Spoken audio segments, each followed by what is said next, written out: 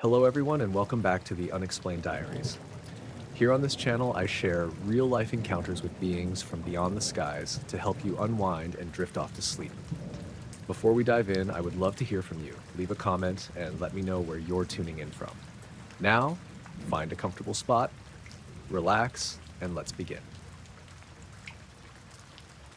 It started on the second day of a hiking trip in the Winters. Me and my buddy Levi had been planning it since early spring. A 3-day loop along some lesser-used trails up near Reed's Peak. We wanted something quiet, out of the way. Levi had a new ultralight tent he wouldn't shut up about, and I just needed to get out of Salt Lake for a while.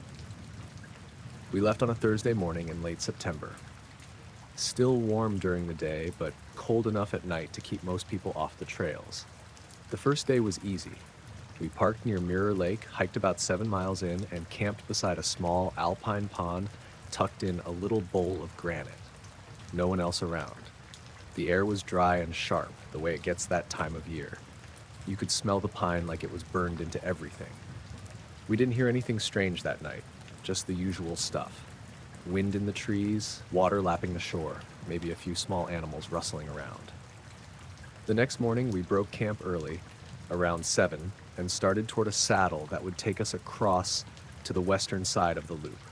The trail wasn't much more than a game path in spots, rocky, narrow, sometimes gone completely under fallen branches and old snow patches. But we weren't in a rush.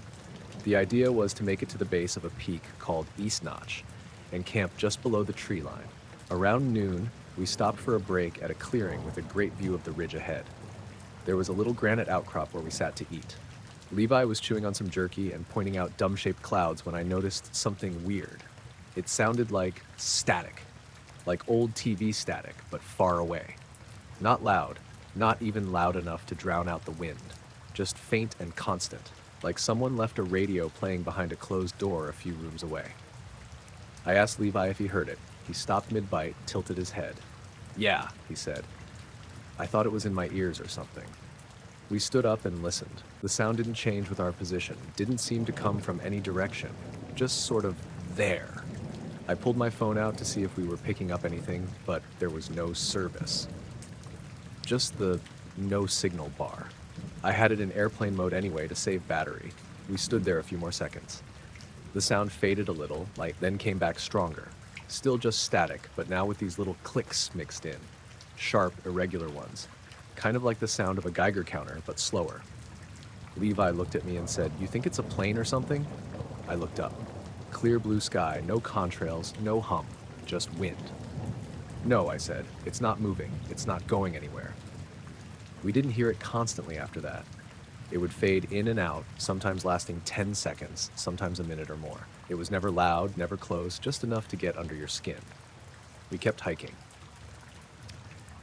The trail took us up a narrow valley with steep slopes on either side, and finally opened into a wide cirque with a flat meadow and scattered boulders. East Notch towered over the far side, jagged and pale against the sky. That's where the sound got stronger again. We were maybe a quarter mile from where we planned to set up camp. The trees were thinning, and the wind was starting to pick up, that cold, dry kind that whistles through the cracks in granite. But under the wind, the static was back. Clearer now, not just a background hum. Levi stopped and said, "Okay, that's not just in my head, right?" "Nope, it's louder now," I nodded. He pulled his phone out too, checked for signal. Nothing. We hadn't seen any signs of towers or people all day. No old ranger stations, no fences, no outposts, just rock and sky. We kept walking, slower now. The clicks were more frequent. Not rhythmic, but more like a pattern trying to form and failing. The static would fade for a few seconds, then come back sharper, like when you're tuning an old radio and almost find a station. I remember glancing at Levi and seeing the hairs on his arms standing up. Mine were too. We camped near a cluster of stunted trees on the leeward side of the ridge. The sun dipped early behind the peak, and the temperature dropped fast. We cooked a quick dinner and got in the tent before it got too cold. Neither of us really wanted to talk about the sound. That night I couldn't sleep. It was dead quiet. No wind, no animals, even the branches were still. The kind of silence that feels like a trick. I lay there for a long time listening to Levi's breathing, which was steady, so I figured he was out. Then the static came back. Faint at first, like it was bleeding through the tent fabric. But it didn't sound like it was outside. It didn't sound like it was anywhere. Just present, like it was in the air around my head. Then I heard the clicking again. And that time, it sounded like it was just beyond the edge of the tent. Not walking or scuffling, not footsteps. Just a short burst of sharp clicks, like someone flicking their fingernail against plastic. I didn't move, didn't even breathe. I was sure Levi would wake up, but he didn't shift. Just kept breathing. Another click, longer this time, like a burst. Then silence. Then the static came back, louder now, buzzing like a wire pulled too tight. I sat up slowly, trying not to make the floor of the tent creak. I reached for the zipper, but didn't touch it. I don't know why. I just sat there, holding my breath, listening. Then I heard something up the slope. Not static, not clicking. Whistling. 3 notes, not a melody. Just high, low, high. Then silence. I waited. I don't know how long. My heart was going so hard I felt sick. The static didn't come back that time. The whistling didn't either. Just that thick, awful quiet again. Eventually I lay back down. I didn't sleep, just closed my eyes and waited for the sun. Levi didn't say anything when we packed up. We were both quiet. It wasn't until we were halfway down the trail that he finally asked, "Did you hear the whistling last night?" I nodded. He didn't ask anything else. We didn't hear the static again after that. No clicks. No noise. The rest of the trail was normal. Birds, wind, chipmunks darting under rocks. When we got back to the truck, I had 1 bar of signal. Levi tried to look up radio towers near East Notch, but didn't find anything. Closest one was on the other side of Bald Mountain, 20 miles away. We haven't been back since.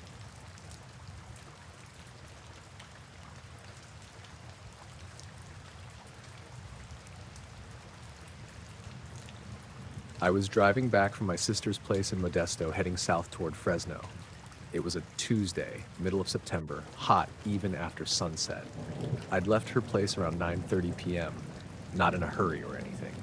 Just didn't want to crash on her couch again.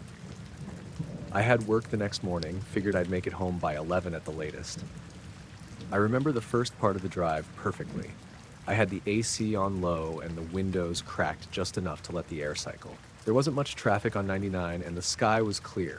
One of those dry, hazy nights where you can see the moon through a bit of smog, but not many stars. I passed through Turlock, then Merced. Stopped briefly at a gas station off East Childs to get a water bottle and stretch my legs. I even texted my roommate Curtis around 10:42 to let him know I'd be home soon. I remember because he sent back a thumbs up emoji and nothing else. Typical. After that, I merged back onto the highway, cruising about 70, and then, I don't know. There's a gap.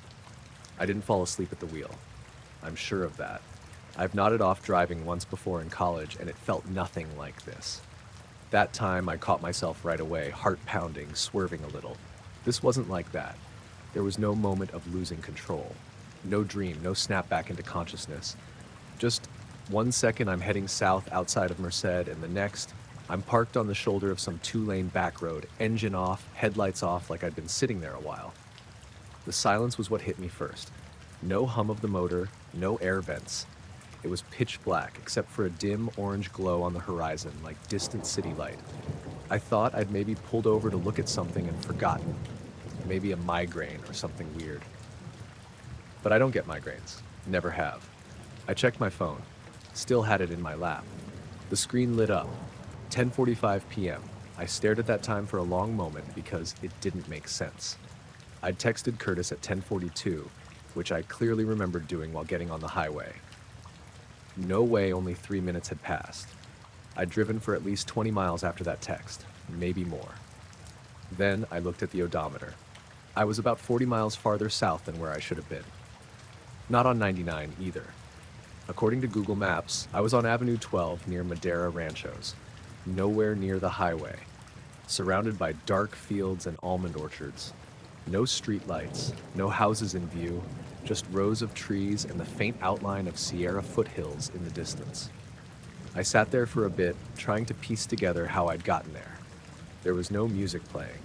The car was fully off, like I'd turned the key myself. My seatbelt was unbuckled, which I never do unless I'm parked somewhere for a while. The air inside the cabin felt warm and still. I started the car again, engine turning over fine. No dashboard warnings, full tank. Everything normal. Then I noticed the dirt on the tires. When I got gas in Merced, I'd check the tires quickly, habit I picked up from a blowout a few years back. They were clean then. Now there was dry, crusty soil packed into the tread, like I'd driven down a gravel or farm road. I got out and walked around the car with my phone flashlight. Nothing was damaged, no scratches, no dents, but there was dust on the rear windshield and a smear along the side like a branch had rubbed against it. I looked around, no branches nearby, just flat fields and low trees. I called Curtis, but he didn't pick up. Left him a voicemail saying I was going to be later than I thought.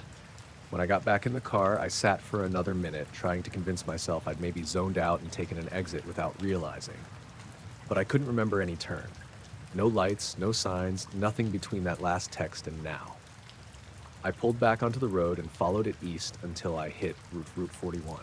From there, I got back onto 99 and finally made it home just after midnight. The whole drive back, I kept checking the rear view like someone might be following me. Nothing ever showed up. That night, I didn't sleep. I laid on the couch with the TV on low and the lights off. Every time I closed my eyes, I saw the empty road stretching out in both directions, no sound except the wind moving through dry branches. I kept thinking, why was the car off? Why would I pull over and shut it down? What could have happened in those missing miles? The next morning, I checked the car again. Still dusty, tires still caked. Nothing on the dash camera. I hadn't installed one yet, something I'd been meaning to do. The GPS history on my phone showed a straight line from Merced to Fresno, skipping that whole detour, as if I'd just blinked and arrived 40 miles ahead. A week later, I took the same route again during the day, trying to find the road I'd woken up on. I drove around for 2 hours, but never found the same spot. Closest I got was an intersection near a long irrigation ditch, but it didn't feel right. There were too many houses nearby. Whatever road I was on, I haven't been able to find it again, and I still don't know where those 40 miles went.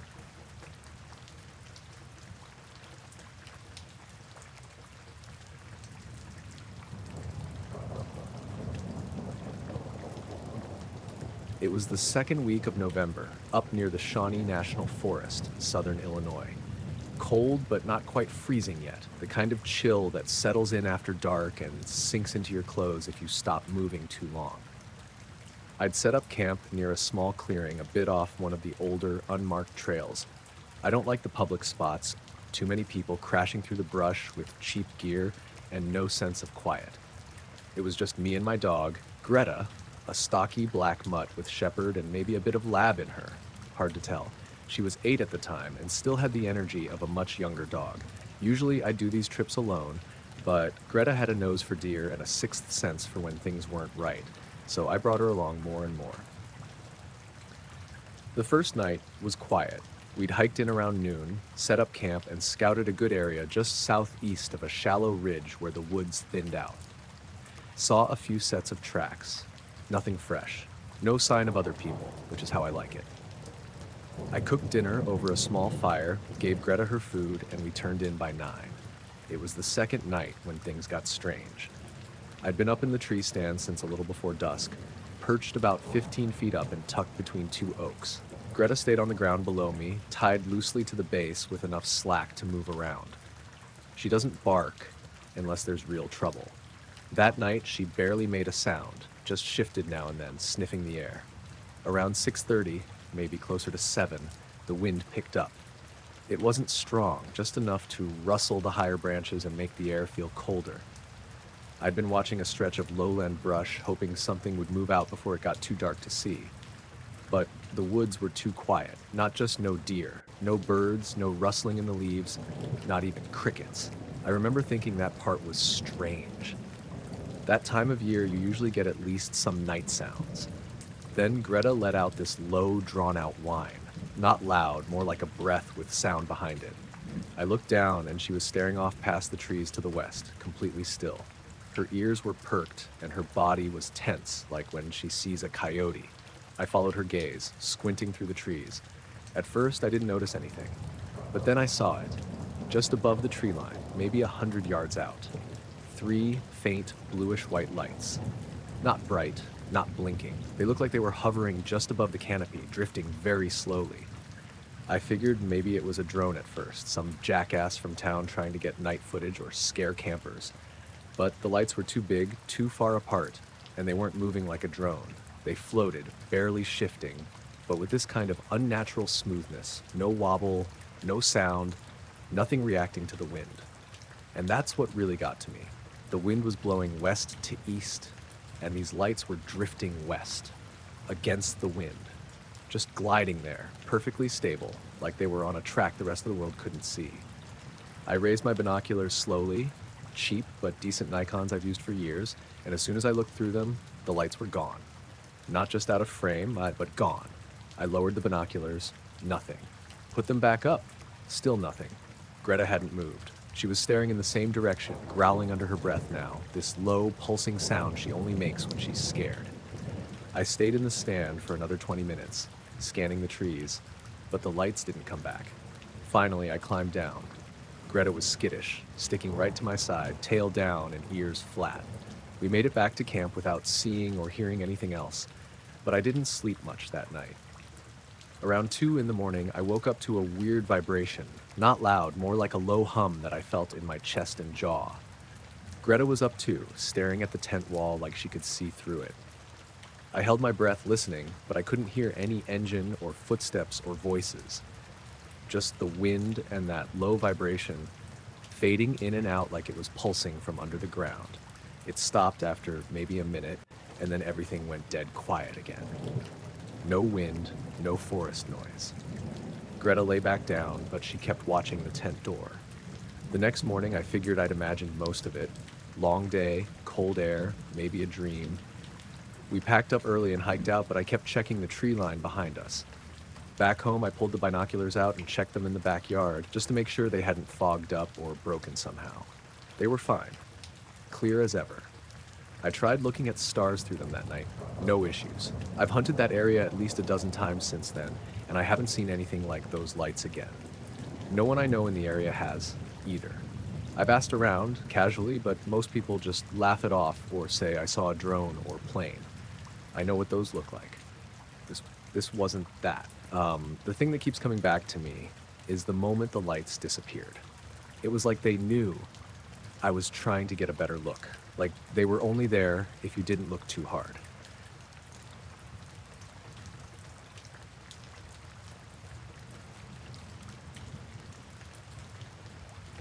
We were driving back from my cousin Lydia's wedding in Missoula. This was last July. My mom, dad, my little brother Evan, and me. All crammed into our old Subaru with suitcases stuffed around our feet and half a cooler of melted ice between the front seats. We'd taken Highway 12 west, planning to cut down toward Tri-Cities before heading home to Vancouver. I was in the back, passenger side, and we'd just crossed into Idaho. It was late afternoon, that kind of heat where the air gets syrupy and thick, especially out near those slow-moving rivers.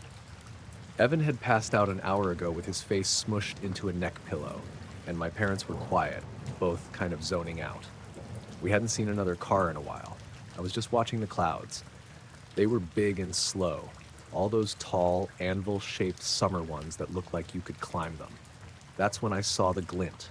It was way up there, just above the edge of the tallest cloud. It caught the sun and flashed, not like lightning or a plane or anything that moves across the sky, just one quick reflection.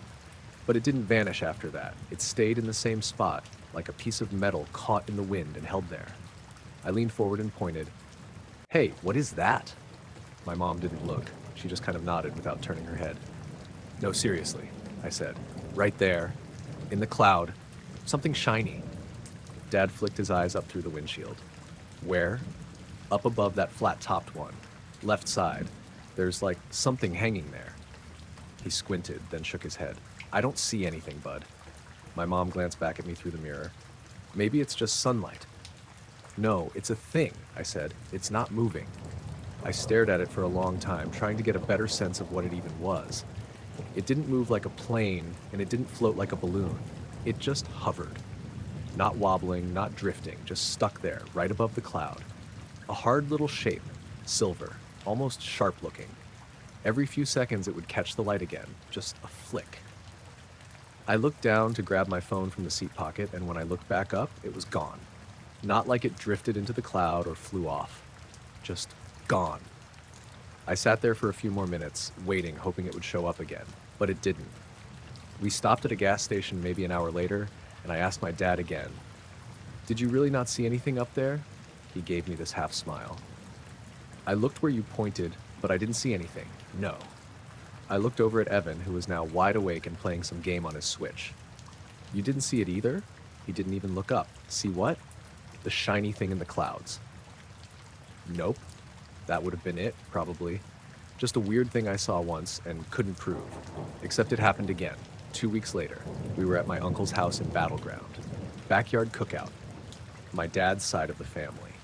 There were maybe 10 of us out there, folding chairs, paper plates, somebody's Bluetooth speaker playing classic rock at low volume. It was a little overcast that day, but not rainy. Just patches of clouds with bits of sun punching through. I was standing near the edge of the yard with a soda, talking to my cousin Jordan, when I looked up and saw it. Same thing. Same kind of cloud, same silvery glint, same weird hovering spot. "Dude," I said, nudging Jordan, "look up there." He followed my finger. "Where?" "Right above that big one. You don't see that? Like a dot, but shiny." He squinted. "Nah, I think you're seeing the sun behind it." "No, it's in front of the cloud. It's a thing." I looked around. My dad was flipping burgers a few feet away. "Dad, you don't see that either?" He glanced up, then gave me this tired shrug. "What am I looking for?" "Same thing from the trip, that shiny spot." He looked for a second longer, then turned back to the grill. "You need sunglasses, man," Jordan said. It stayed there while I watched. Probably a full minute. Then it blinked, just once, and disappeared again. No one else saw it. A few nights after that, I was out walking our dog, Cassie. She's this skittish little brown mutt we've had since I was 10. She doesn't like traffic, so we usually take the trail behind our neighborhood. It was late, maybe 10:30, and the sky was mostly clear. A few high clouds, but stars were out. We were maybe half a mile into the woods when Cassie stopped. Not just a pause. She froze. Legs locked, ears up, tail stiff. I crouched beside her and listened. I figured maybe a raccoon or someone else on the path, but there was no sound, just the wind through the trees. Then she let out this low, shaky whine. I looked up and saw it again. This time it wasn't hovering over a cloud. It was against the stars, still small, still shiny, but clearer now. Not blinking lights like a plane, not moving like a drone, just sitting up there, high and sharp. I stared at it. My neck hurt from how long I was looking. Cassie wouldn't move. She just kept making that little sound. Then, without warning, the thing dropped. Not like falling, not tumbling, just a straight, smooth line downward, fast. Too fast. It didn't curve or drift. Just a perfect line straight behind the trees in the distance. Cassie turned and bolted back the way we came, and I had to run to keep up. After that, I stopped mentioning it to people. But once in a while, I'll catch something. Just for a second, high up near the clouds or stars, like a point that shouldn't be there. Nobody else reacts. I started taking pictures with my phone every time I thought I saw it. Nothing ever shows up. Just sky. I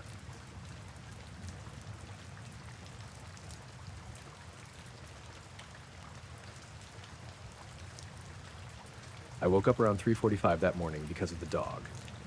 Baxter doesn't usually bark at night unless it's coyotes, and even then, he just lets out a low, warning sort of growl. This time he was up on the porch, pawing at the screen and whining hard like he wanted in the house now. We live out near Scottsbluff, Nebraska. Not exactly isolated. There are a few other farms down the road, but it's quiet. Our closest neighbor's about a mile east. Anyway, I threw on my boots, grabbed the flashlight, and stepped out to check on him. The second I opened the door, Baxter bolted inside. Not even a glance at me, just straight in. Tail between his legs. That struck me as weird right away. He's never been spooked like that before. I left the door open a crack and walked out into the yard. It was cold for August, windless, dead quiet. That's what hit me next. The silence. No insects, no frogs by the creek. No owls, which we usually hear out in the trees near the fence line. Just nothing. I clicked on the flashlight and scanned the pasture. That's when I saw them. The cows. They were all out in the southern end of the field, maybe 50 yards from the barn, packed together in this tight circle. Not moving around, not grazing. just standing still, shoulder to shoulder, every one of them facing the same direction, north toward the tree line. I've had cattle for 15 years. I've seen them crowd up before during storms or when a bull gets ornery. But this wasn't that. They weren't huddled. They were lined up. I walked out toward them, slow. The flashlight wasn't catching much past the fence, so I climbed over and crossed the field on foot. The closer I got, the more off it all felt. None of them looked at me. They usually glance over when I'm nearby, even if they're half asleep. But they kept their heads pointed toward the trees like they didn't even hear me, and they were trembling. I could see it in the flashlight beam, legs shaking, sides twitching, but not making any noise, not mooing, not moving. I stopped about 10 feet from the edge of the group. "Easy, girls," I said. "What's going on, huh?" No reaction. I looked toward the trees, but there was nothing there, just dark. Then, while I was still standing there, I heard this low hum. Not mechanical, not like a truck or ATV. It was more like, I don't know, a tone, deep and even, and I could feel it in my ribs more than I could hear it in my ears. It came from somewhere behind the trees. The cows didn't move. The flashlight started to flicker, which has never happened before. I tapped it, then turned and started backing away. I wasn't scared, exactly. Just alert, like I was intruding on something. I got to the fence and crossed back over into the yard. Baxter was watching me through the screen door. He didn't come out. When I looked back, the cows still hadn't moved. I went inside and got my old binoculars from the coat closet. I don't know why, just felt like I needed to see better. I turned off the porch light and stepped back outside, stood behind the truck so I wouldn't be visible against the house. When I looked through the binoculars, something caught the top edge of my view. It was a light, way up. Pale blue, almost white, not a beam, just a steady glow, kind of diffused, like a patch of sky was lit up behind the clouds. Except there weren't clouds, it was clear, stars everywhere, and the light wasn't coming from anything, it was just there, high up and holding steady. I watched it for maybe 2 full minutes. It didn't blink, didn't move. Then without warning, it went out, not faded, just snapped off like someone flipped a switch. That humming stopped too. I waited, I watched the cows. One of them finally shifted her weight and turned her head. Then another. Then the whole group slowly started to move, kind of drifting apart like they were waking up. A few minutes later, they were grazing again like nothing happened. I went back inside and locked the door. The next morning, I walked the field. No signs of damage, no tracks, no burns. The grass wasn't flattened and the soil was normal. But the cows were jumpy all day. Even during feeding, they kept turning toward the tree line like they were expecting something. That night, Baxter refused to go outside after dark. I had to carry him to the porch, and he practically clawed his way back inside the second I let go. I didn't see the light again. Not that night. Not since.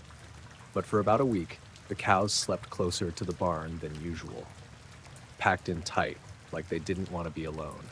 I never said anything to the neighbors. Didn't see the point. But every now and then, around 3 or 4 in the morning, I'll wake up without knowing why. And I'll just lie there listening.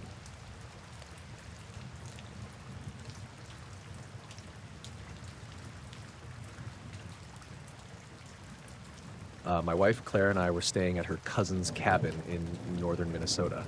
It's about 15 minutes outside Ely, tucked back near a little lake called Basswood, way out where the gravel roads don't always have names. We go up there every summer for a long weekend. Just us and our dog Finn. He's a shepherd mix, real good trail dog, but nervous around strangers. This time it was early September, still warm during the day, but dropping off fast at night. We'd grilled burgers that evening, sat on the deck with some beers, and watched the sky go purple behind the tree line. It was quiet, the kind of quiet you forget exists when you live near a city. No cars, no neighbors, just the occasional loon call across the water. I remember the stars came out clear that night. No clouds, no haze. You could see the band of the Milky Way stretching straight over the lake. Claire pointed out a few constellations, but mostly we just watched for satellites and let Finn sniff around the yard. He kept close, which was a little unusual. Normally he'd patrol the edge of the property, sniff trees, and chase moths. That night he stuck near the deck, ears back. We were sitting in the Adirondack chairs facing the water, feet up on the railing. Probably around 10:30. I was mid-sentence talking about some roofing job I quoted earlier in the week when Claire said, "Wait, look up there." She pointed just to the left of the tallest pine on the far shore. At first I thought it was a plane. Small light, high up, moving slow, but the thing didn't blink. It was just a solid, pale yellow dot like a bright star. The odd part was how it was moving. Not across the sky, but down. Perfectly vertical. It was descending at a steady pace, too fast to be a plane, but too slow to be falling. No sound, no tail or glow. Just straight down like it was sliding on a string. We both stood up and moved down off the deck into the yard. The light dropped maybe a third of the way toward the horizon. Then, and this is the part that stuck with me, it stopped, not slowed. Stopped. Dead in the air. Hung there for maybe 2-3 seconds. Then it went back up. Same speed, same direction. Just reversed course like it was rewinding. Neither of us said anything. We just stood there staring until it rose back to where it had started and vanished. Not blinked out, just faded like a flashlight behind fog. Except there wasn't any fog. The air was cold and dry. You could see every star around where it had been. Finn whined and sat down between my legs. After a minute, Claire said, "That wasn't a flare or anything, right?" I just shook my head. We stayed outside another half hour watching the sky. Nothing else moved. That night, I kept the curtains open in the loft where the bed is. It looks out over the lake. Claire fell asleep pretty quick, but I just lay there listening. Every little creak of the cabin felt louder than usual. I kept hearing what sounded like branches cracking out past the tree line. Could have been deer. Could have been nothing. Next morning, I took Finn out early. The ground was wet with dew, but there were no clouds in the sky. I walked him down to the canoe dock. He wouldn't go out on it, just sat on the shore and stared across the lake. I scanned the tree line where we'd seen the light. No smoke, no downed trees, no signs of anything landing. We tried to brush it off, maybe some kind of drone, maybe a trick of perspective. But the whole rest of the weekend, both of us kept glancing at the sky. Saturday night, we stayed in, watched a movie, went to bed early. But around 3 a.m., Claire shook me awake. "Did you hear that?" It was a faint humming sound, low and constant, like power lines buzzing in the distance. Not loud, but definitely there. I got up, went downstairs, opened the front door. The humming stopped. I stepped outside barefoot, walked a little way toward the edge of the yard. Nothing. No wind, no crickets, no planes. Then the humming came back. Not louder, just closer, like it was above me. I looked up. Sky was totally clear again. Stars sharp as ever, but there was a patch, maybe the size of my hand at arm's length, where there were no stars. Just black. Not moving, not glowing. Just a void. Like something was sitting there, blocking everything behind it. It held there for maybe 10 seconds. I didn't move, didn't even breathe. Then it started drifting west. Slow, smooth, no noise this time. Just slipped away, and the stars came back behind it. I stood out there another 10 minutes, but it didn't return. When I came back in, Claire was sitting on the stairs, pale as hell. She hadn't seen it, but she'd heard the humming stop when it moved. Neither of us slept much the rest of the night. Next morning, we packed up early. Cut the trip short. Just felt wrong to stay. I checked flight paths when we got home. Nothing flying over that area both nights. No reports of meteor showers or launches. Nothing. Claire doesn't like talking about it now. Says she didn't really see it move, just the light dropping, so maybe her brain filled in the rest. But I saw what I saw. Whatever it was, it didn't act like anything I've ever seen in the sky, and it wasn't the shape or the light that bothered me most. It was the way it moved, the precision of it, like gravity didn't apply, like it was following rules we don't know.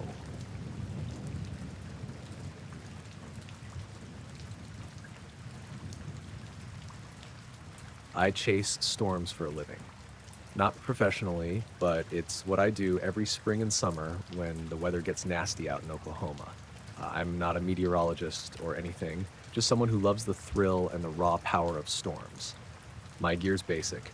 A beat-up Subaru Outback, a good camera with a long lens, and my dog Tucker, who's always in the passenger seat, ears perked up whenever the wind picks up or thunder rolls. Tucker's a brown and white border collie mix, super smart but doesn't like lightning much. The day this happened started out like any other. Late May, sky thick with humidity, heat pressing down hard. The radar showed a big supercell brewing near Kingfisher County, about an hour northwest from where I was parked on a gravel road by some farmland. The clouds were rolling in fast, big, greenish gray, swirling like a giant blender. I'd been tailing this storm for about an hour. Tucker was asleep in the back, but I could tell he was tense, the kind of tension animals get before bad weather. The wind was picking up, but the storm hadn't dropped anything yet, just a warning on my phone about possible hail and tornado watches. I pulled the car off the road just as the first rumble of thunder hit. The sky looked insane, like someone had spilled charcoal and smoke all over it. The supercell had that classic rotating wall cloud, but this time it felt different, thicker, somehow, heavier. I grabbed my camera and got out, aiming for a better angle. The wind was already near 50 miles an hour, rattling the car and whipping the grass around. Tucker was hesitant but followed me, staying close. Then I saw it, about 1,000 feet above the wall cloud, just hovering there. A dark shape, silent, completely still. At first, I thought it was a drone, but it wasn't moving. No blinking lights, no propellers visible. It looked like a big, flat disc, maybe 40 feet across, matte black with a faint sheen from the low light. The shape was so sharp against the gray sky, it made the swirling clouds look blurry. The storm was moving hard. The clouds twisted and howled, wind gusts pushing everything around, but that thing, it didn't shift an inch. No wobble, no spin, no sound, like it was ignoring the tornado-force winds. I raised my camera and started filming, hands shaking a bit. Tucker growled low and tugged on his leash, but looking up at the thing like he wanted to run, but didn't know where. I watched it for maybe 5 minutes, filming as best I could, until the storm started moving east and the rain hit hard. I jumped back in the car, locking the doors, and let Tucker settle on my lap while I kept an eye on the dark shape through the rain-smeared windshield. The whole time, no noise came from the object. No hum, no buzz, nothing. Just absolute silence, even as the thunder cracked around it. It was like it was part of the storm, but also completely outside it. After a while, the shape slowly faded from sight as the rain thickened. I kept chasing the storm for another hour, but it never appeared again. I called Claire to tell her about it later, but she was busy with the kids and didn't really get it. Said maybe it was a weird cloud formation or a trick of the light. The next day, I looked at the footage. The object's outline was clear, but there was something odd about it. The edges seemed too crisp, like it wasn't blending with the atmosphere like clouds normally do. I slowed the video down and zoomed in. It didn't reflect lightning or rain. Not a single drop seemed to fall on it or distort the image. I tried showing it to other storm chasers online, but most shrugged it off. Some guessed drone, some said camera glitch or insect close to the lens. No one had seen anything like it. Since then, I've chased plenty more storms. Tucker and I still go out every season. I watch the sky carefully now, hoping for a sign, but nothing's ever moved quite like that again.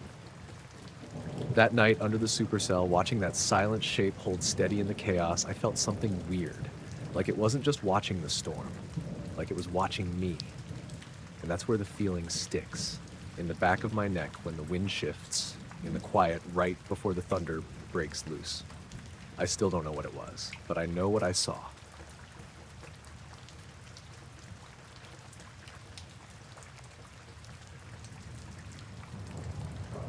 I worked the night shift at a small wastewater treatment plant on the outskirts of Millersville, a town you've probably never heard of unless you drive through on your way somewhere else. The plant's kind of isolated, a few miles of woods around it, no neighbors for at least a mile, which usually means it's quiet out there, except for the hum of the machines and the occasional owl. It was late May, around 3 a.m., and I was on my usual patrol. My dog, Hazel, a lean black lab mix who's been my constant companion for the last 3 years, was with me, trotting along the gravel paths that wind between the tanks and ponds. She's normally pretty chill during the shift, but tends to get jumpy around the woods. That night, she was on edge from the start, ears twitching every time the wind shifted. The sky was clear, but the air was heavy with humidity. The moon was bright, lighting up the tops of the pine trees bordering the property. It was the kind of night where you notice every little sound, leaves rustling, water dripping, distant trucks rolling down the highway. I was halfway through my rounds when Hazel suddenly stopped, stiffened, and let out a low growl. I looked toward the tree line about 200 feet from where we stood. That's when I saw it. A low, round object, glowing faintly with a pale blue light, hovering just above the ground behind the trees. It wasn't like any lantern or flashlight I'd ever seen. The light wasn't harsh or bright, more like the glow of a bioluminescent jellyfish, smooth and pulsing gently. It hovered maybe 4 or 5 feet off the ground, just barely visible between the trunks. The shape was almost spherical, but with an uneven surface, like it was softly rippling. There was no sound, no hum or buzz like a drone or generator, just silence. Hazel tugged on her leash, trying to pull me toward the woods, but I held her back. I was frozen for a moment, watching it. Then, as if it suddenly noticed me, the object flickered and vanished. Not slowly like turning off a light, but gone in a split second. The place where it had been was just empty woods. Nothing changed, no glow, no movement.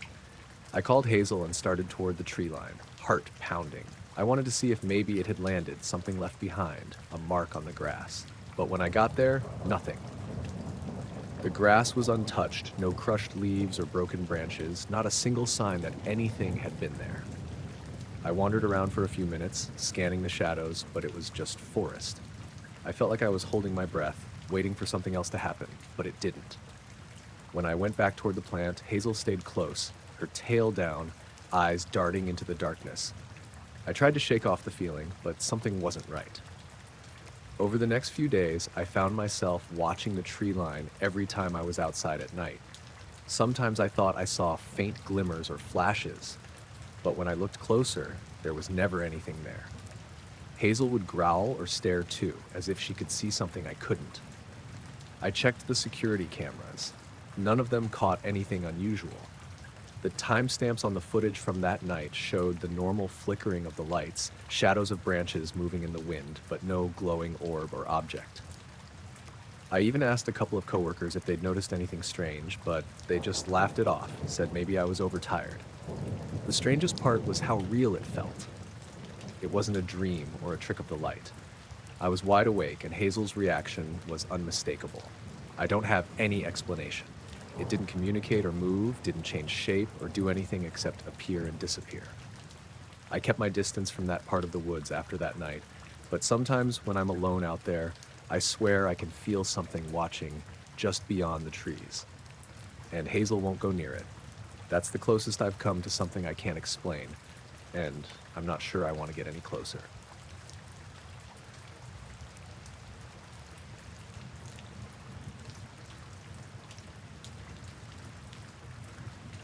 I was driving home from a weekend trip to visit my sister in northern Colorado.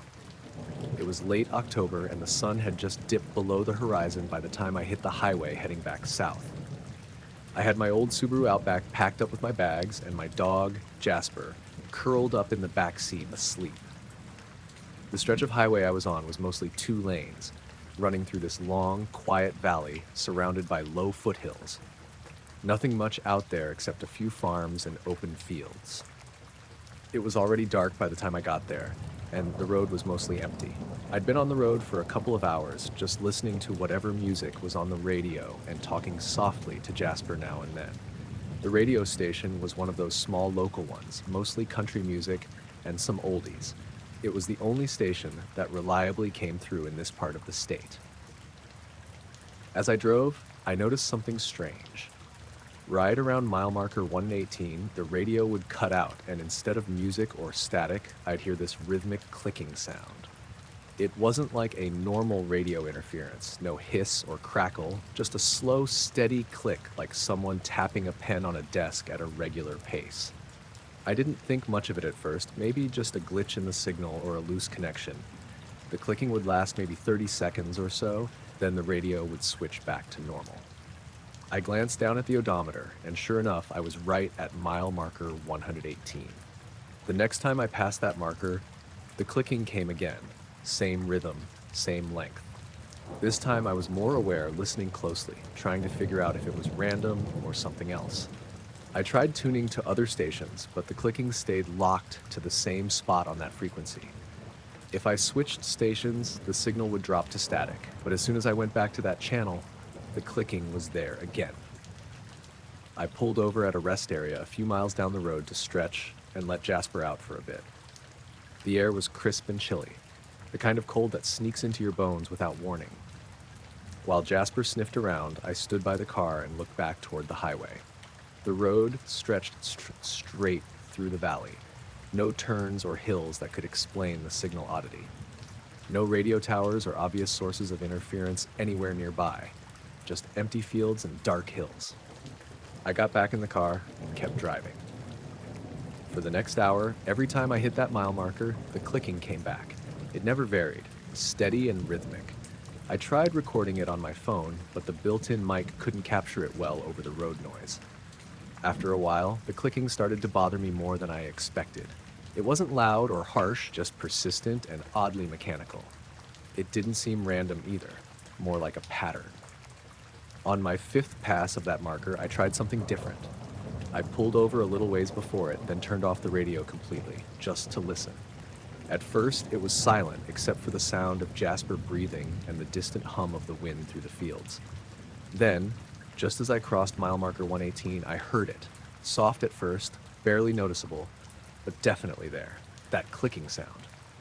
Not from the radio this time, but faint, coming from outside the car.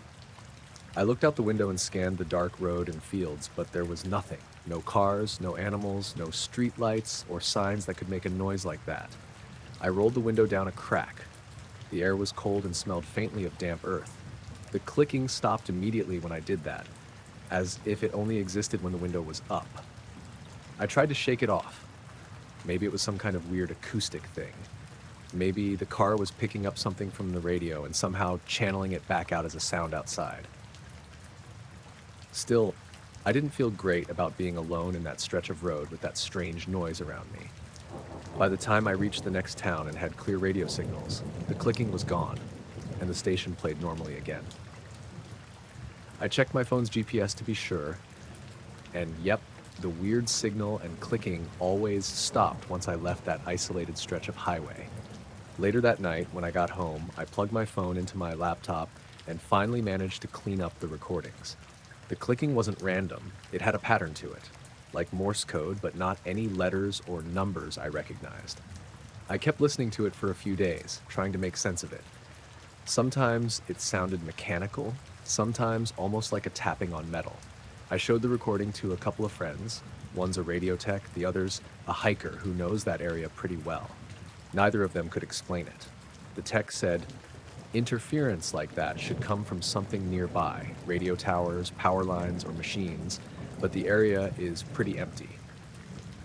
The hiker said the spot is known locally for old abandoned mines and some strange stories, but nothing concrete.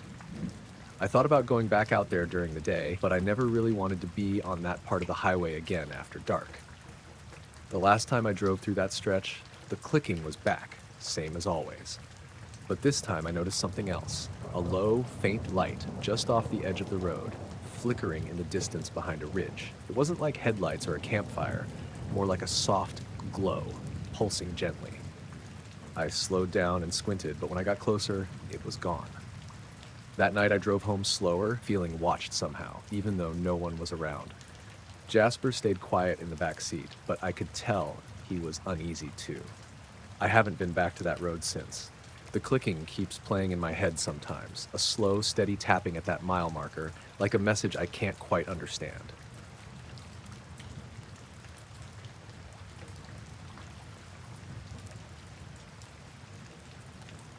I was out in the woods behind my place around 10 p.m., flying my drone. The area is pretty remote, just a bunch of pines and some rocky outcrops. Nothing fancy. I usually take the drone up at night because the quiet makes it easier to focus. Plus, the lights from the nearby town are far enough away that the sky is really dark, so the drone's LEDs stand out against the black. That night, I had my dog, a German Shepherd named Rory, sitting with me on the tailgate of my truck. He was calm, just watching the woods, ears twitching every now and then. The air was cold, early November kind of cold, with a slight wind moving through the branches. I had the drone up maybe 15 or 20 minutes, just cruising above the treetops, practicing smooth, slow shots of the forest canopy. The controller was steady in my hands. The screen showed the live feed from the drone's camera.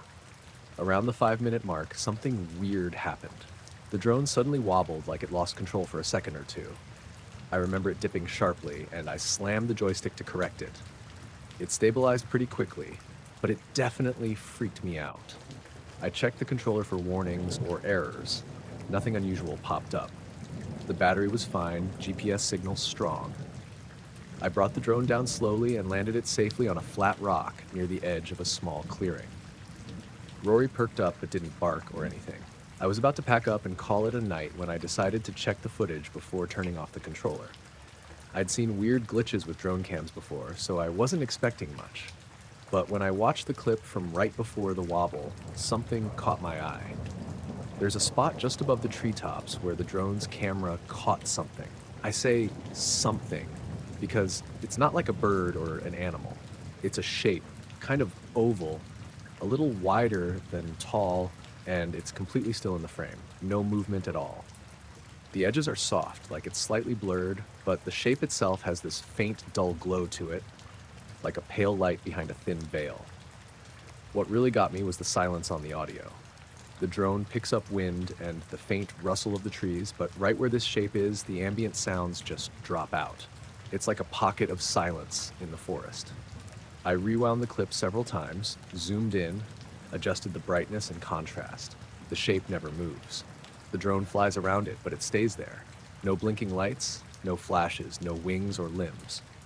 I grabbed my jacket and flashlight and headed out to the spot the drone was hovering over, hoping to find some explanation. A tarp, a weather balloon stuck in the trees, anything. The forest was darker and quieter than usual when I got there. No animals, no breeze. Even Rory was unusually still, just standing with his head low, watching the shadows between the trees. I scanned the area carefully. No tarp, no wires, no poles, just old pine needles and branches. I circled the spot, shining my flashlight, but nothing seemed out of place. No footprints, no crushed grass or foliage, no signs anyone had been there recently. I got back to my truck feeling uneasy, but chalked it up to some weird optical illusion or a drone glitch, maybe a trick of light and shadow I couldn't explain. The next day, I took the footage to a friend, Alex, who's really into photography and tech stuff. He helped me analyze the clip frame by frame. He agreed it wasn't a normal glitch. He pointed out the light wasn't from the drone or any reflection off the trees. He mentioned how strange the silence was too, since most cameras pick up some kind of noise or interference. We thought maybe it was some kind of drone interference, but the shape's stillness and the way the environment around it reacted made no sense.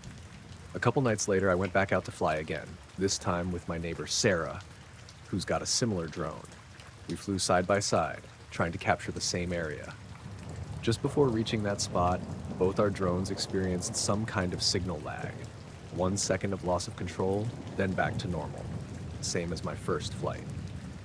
When we reviewed Sarah's footage, her drone also caught a vague, soft-edged shape in the exact same spot. Again, no movement, no sound, just this faint glow.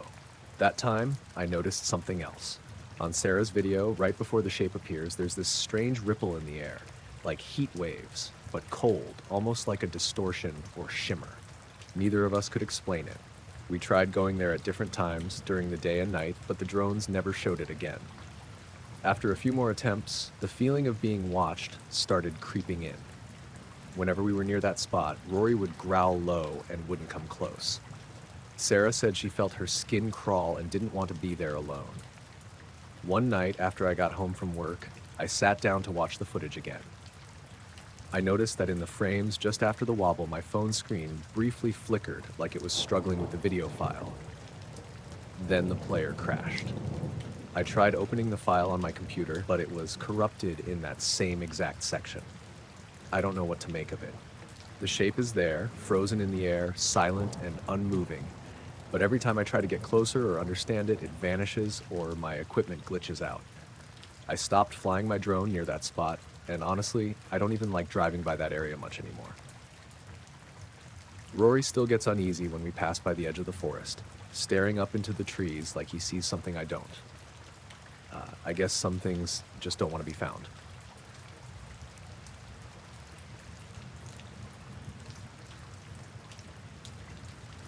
We were out in the Mojave Desert, about 50 miles northwest of Joshua Tree, camping for the weekend. It was me, my wife Eliza, and our daughter Naomi, she was 7 at the time, plus our dog, a skinny little terrier mix named Juno.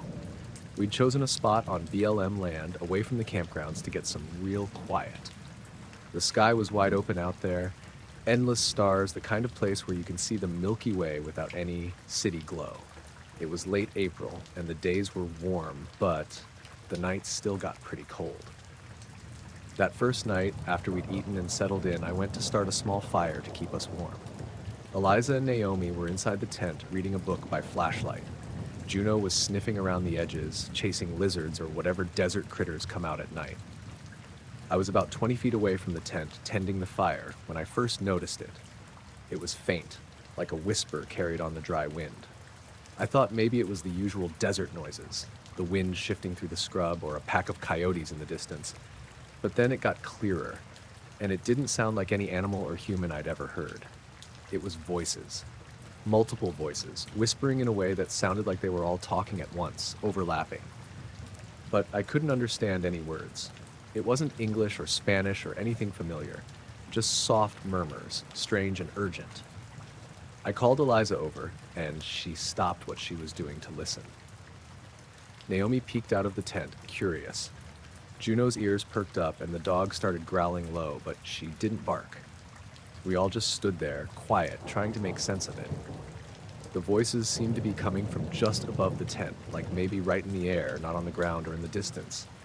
The desert was still except for the whispering, which felt like it was wrapping around us, circling. It wasn't loud, but it filled the silence in a way that made me want to look straight up. I grabbed my flashlight and shone it above the tent, scanning the sky. The stars were out and nothing was there. No helicopters, no planes, no drones, no lights moving. Just the dark desert night. Eliza tried to reassure me it was probably something natural, wind through the brush or some kind of animal call, but the sound was so unlike anything I've ever heard in the desert.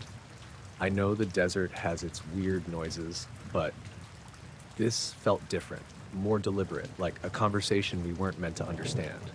We all moved closer to the tent, and the whispers seemed to fade a bit, but then they'd come back stronger when I stepped away. It was like the sound was tethered to the tent itself, but it wasn't something physical I could see or point to.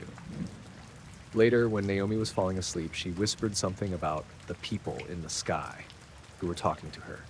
She wasn't scared, more curious, but I could tell it was strange for her to say that. That night, I barely slept. Every time I closed my eyes, I thought I heard those whispers again, just beyond the edge of hearing. The next morning, we packed up early. I walked around the tent site to check for anything unusual, footprints, disturbed dirt, broken branches, but everything looked untouched. No sign that anyone had been there. Juno was still skittish, sniffing around nervously. On the drive home, Eliza joked that maybe we just imagined the whole thing, or maybe it was some weird echo from the wind in the canyon nearby. But I don't know. I kept thinking about those voices, how they sounded like they were right above us but invisible, like some kind of presence that didn't want to be seen. We've camped a lot since then, in all kinds of places, and nothing like that has happened again.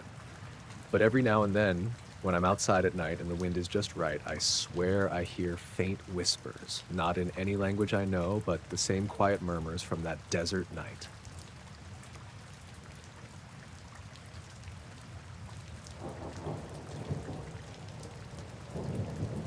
I set up my telescope in the backyard just before midnight.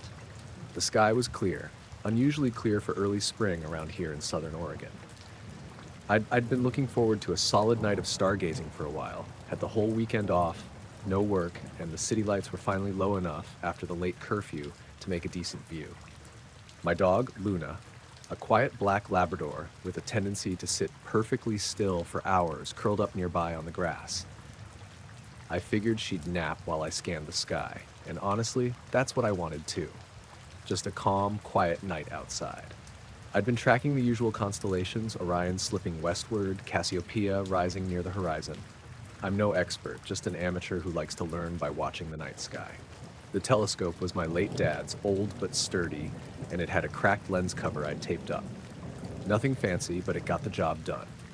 At around 12:15 a.m., I was just adjusting the scope to check out the Big Dipper when something caught my eye.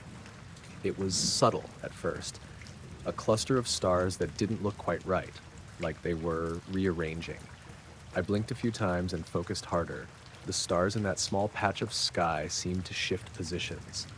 Not a sudden move, but a slow, deliberate one. It was as if a few points of light were sliding around, forming a shape. At first I thought maybe it was a trick of my eyes, or maybe a plane or satellite flashing low on the horizon. But no, this was different.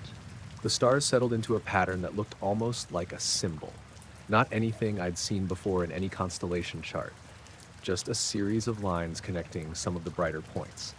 It reminded me of an angular zigzag or a rough diamond shape with some dots around it. The whole thing was faint, but unmistakably there, hovering steady for a solid 5 minutes. Luna lifted her head and looked up too, ears perked, eyes fixed on the same spot. I don't think dogs can see stars the way we do, but she seemed unusually alert. The air felt heavier, colder, though there wasn't much wind. I kept staring through the scope, heart pounding a little. I didn't say anything out loud. I'm the kind of person who talks to himself sometimes, but that night I was silent. The stars held that shape. No blinking, no fading, no drifting.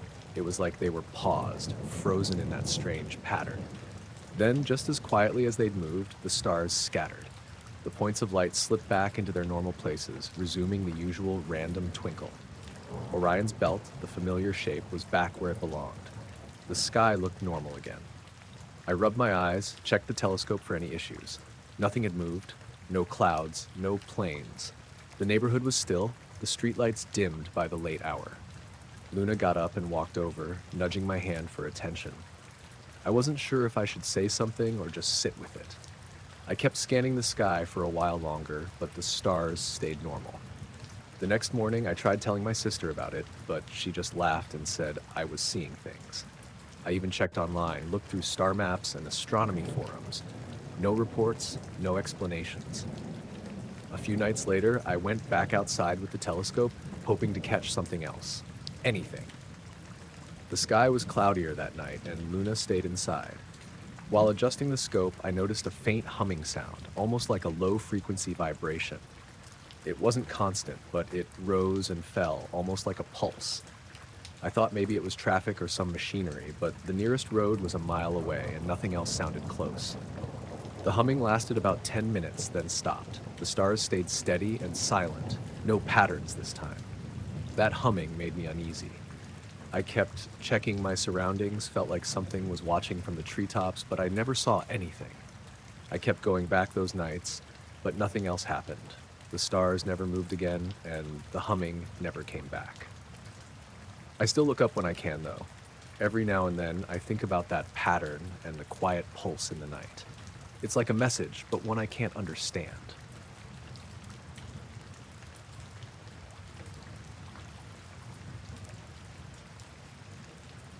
We were out in the Mojave Desert, about 50 miles northwest of Joshua Tree, camping for the weekend. It was me, my wife Eliza, and our daughter Naomi, she was 7 at the time, plus our dog, a skinny little terrier mix named Juno. We'd chosen a spot on BLM land, away from the campgrounds, to get some real quiet. The sky was wide open out there, endless stars, the kind of place where you can see the Milky Way without any city glow. It was late April, and the days were warm, but the nights still got pretty cold. That first night, after we'd eaten and settled in, I went to start a small fire to keep us warm. Eliza and Naomi were inside the tent, reading a book by flashlight. Juno was sniffing around the edges, chasing lizards or whatever desert critters come out at night. I was about 20 feet away from the tent, tending the fire, when I first noticed it. It was faint, like a whisper carried on the dry wind.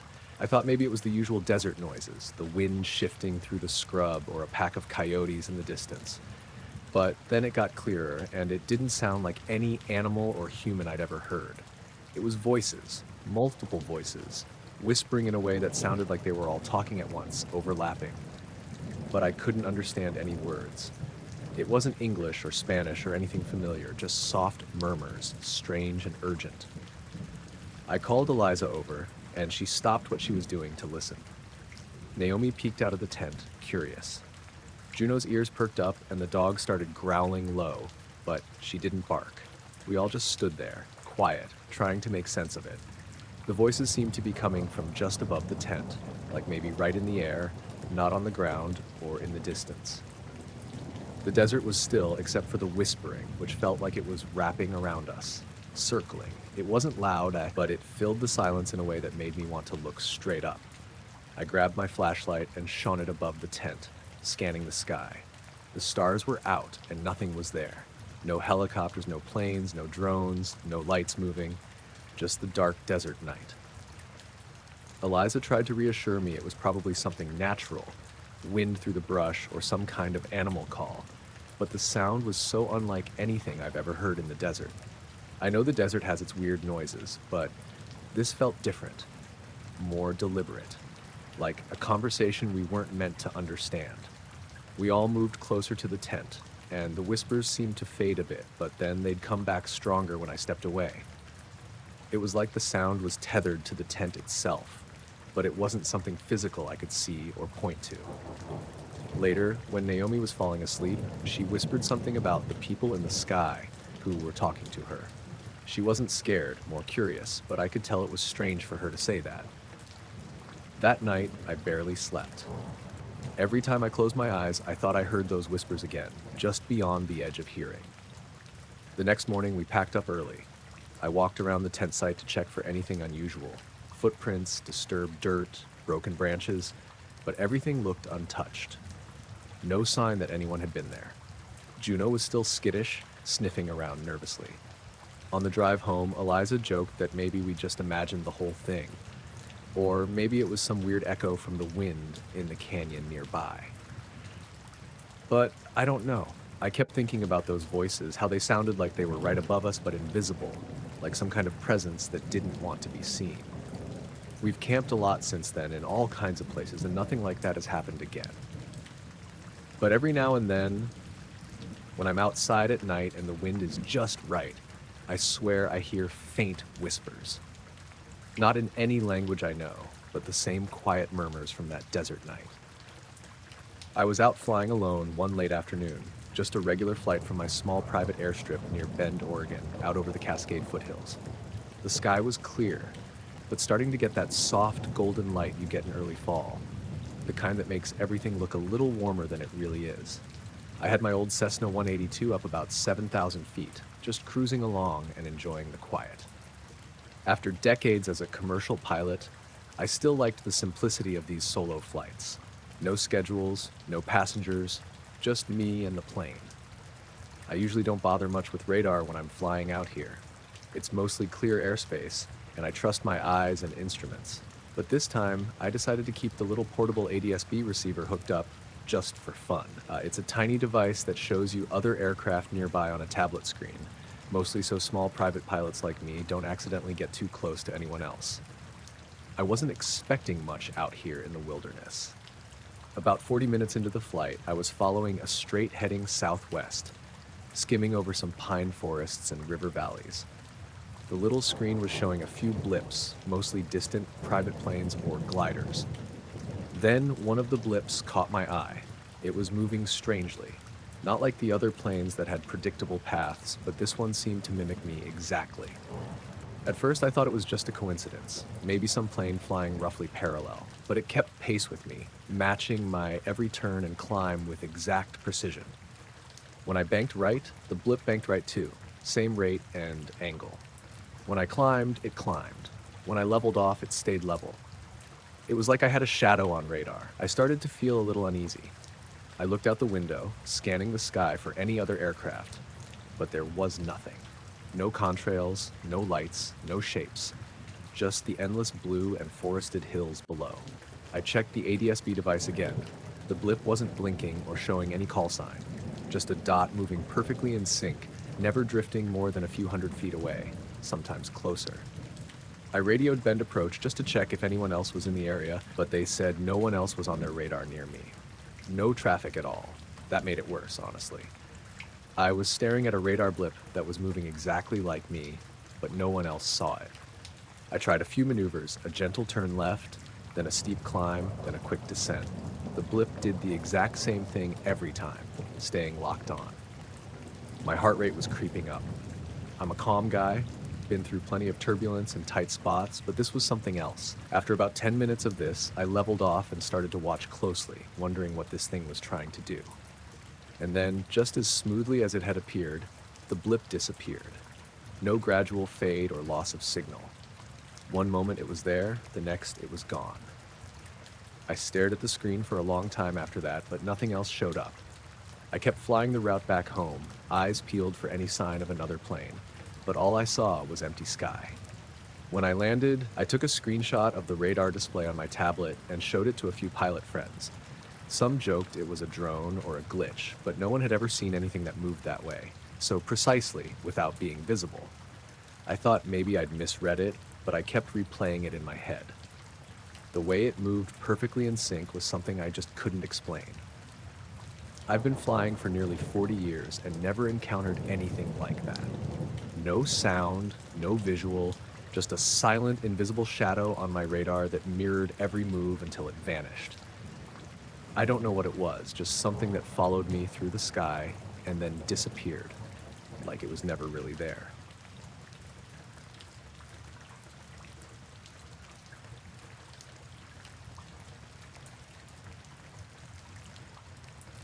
I was driving home late one Friday night on this stretch of highway that runs through the foothills outside of Salem, Oregon.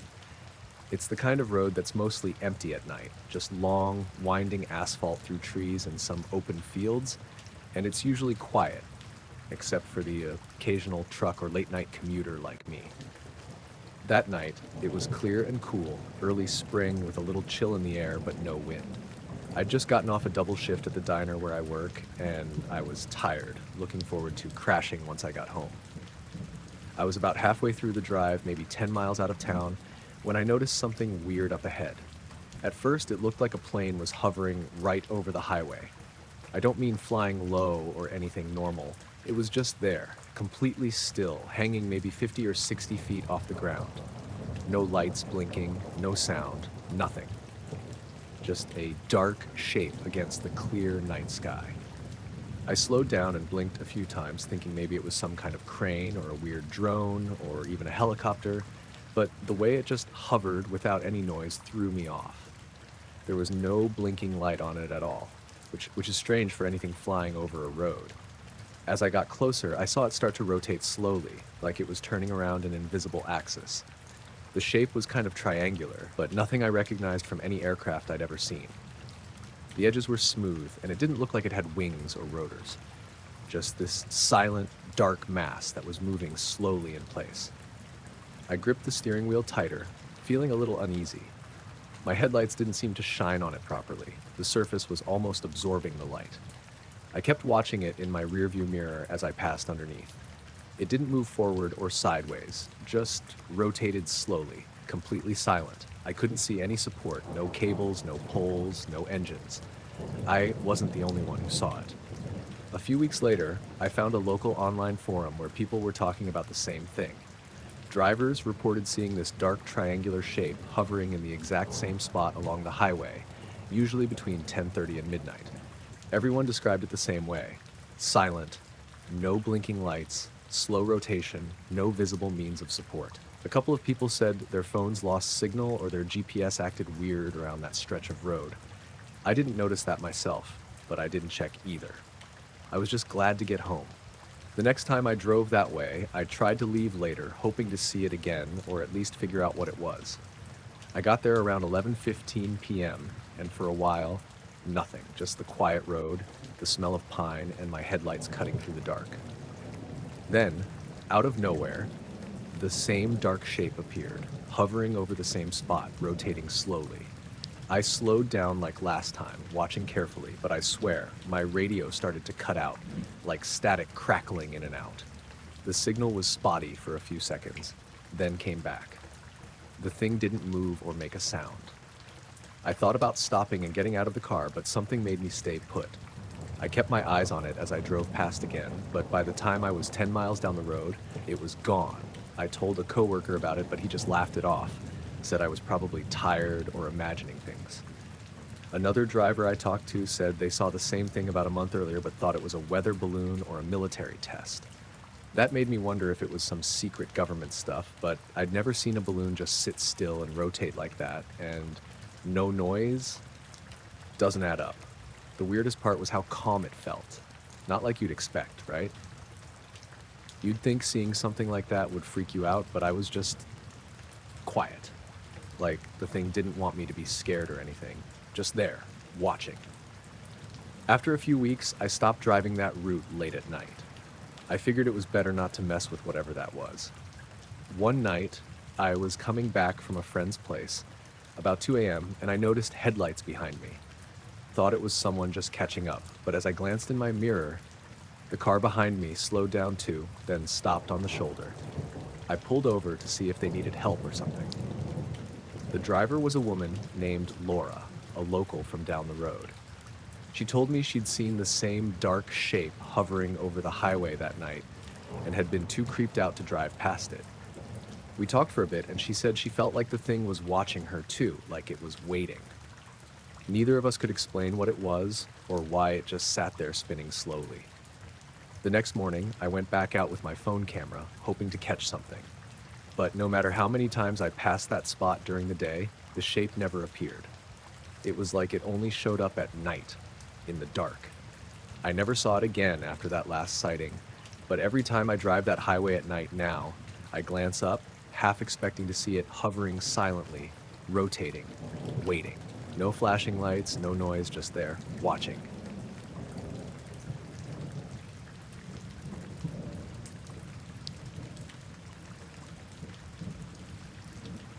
It happened 2 years ago, mid-September, out near Bell Hollow in Nebraska. I used to live in Omaha, but after I hit 30, I moved out to the edge of nowhere, rented a small house on a couple acres of land just outside town. Still worked remote for the same logistics company, but the quiet helped me stay sane.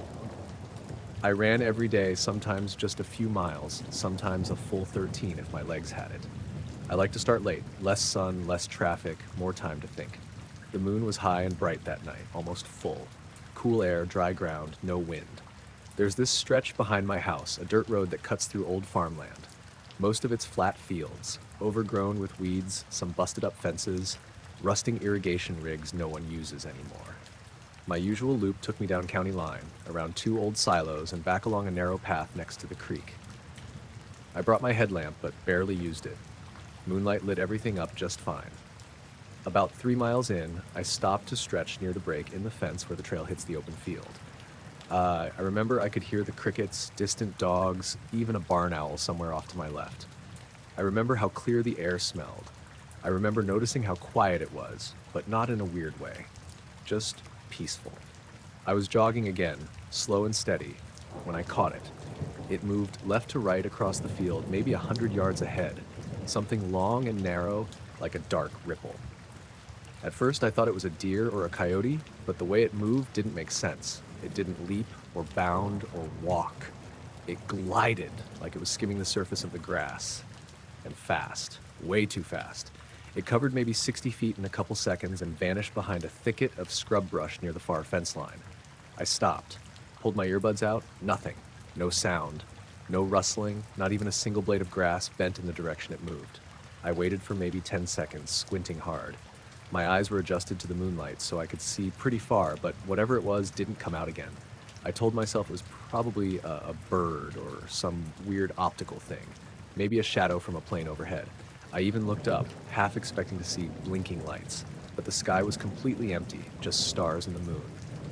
I picked up my pace a little after that, not because I was scared exactly, more just keyed up, like something in my brain didn't want me standing still.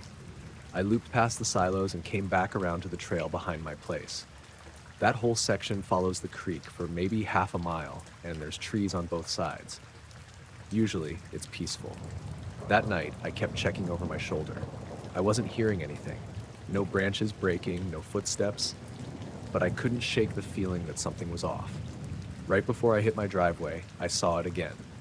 Same shape, same motion, this time farther out, across the creek. It moved against the direction of the water, fast and smooth, like someone dragging a black tarp through the grass. Only the tarp had no edges and didn't make a sound. I stopped running and just stared at where it had gone. The hairs on my arms were standing up.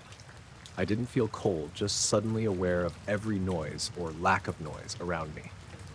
I walked the last stretch home and locked the door behind me, which I almost never did unless I left town. My dog, a scruffy mutt named Cray, was waiting inside like usual. He didn't bark, didn't pace, just stood at the door with his ears up, tail low. I crouched and scratched his neck, and he leaned into me like he wanted to hide behind me. The next night, I took the same route. Not because I was trying to prove something. I think part of me just didn't want to give in to whatever weirdness that had been. I left earlier than usual this time, a little before sunset. I told myself I wanted the extra light, but I think I just didn't want to be out there in full dark. The whole run was normal until I hit the field again. I paused at the same break in the fence. Nothing moved. No shadows. But Cray, who I'd brought with me that time, started whining and tugging at the leash. He's usually calm as anything, doesn't even bark at deer, but he wanted nothing to do with that field. He stopped walking entirely when we reached the edge, planting his feet and pulling toward the road. I knelt down and tried to soothe him, but he just kept staring into the middle of the field. His ears were down, his whole body stiff. He wouldn't stop staring. I looked too.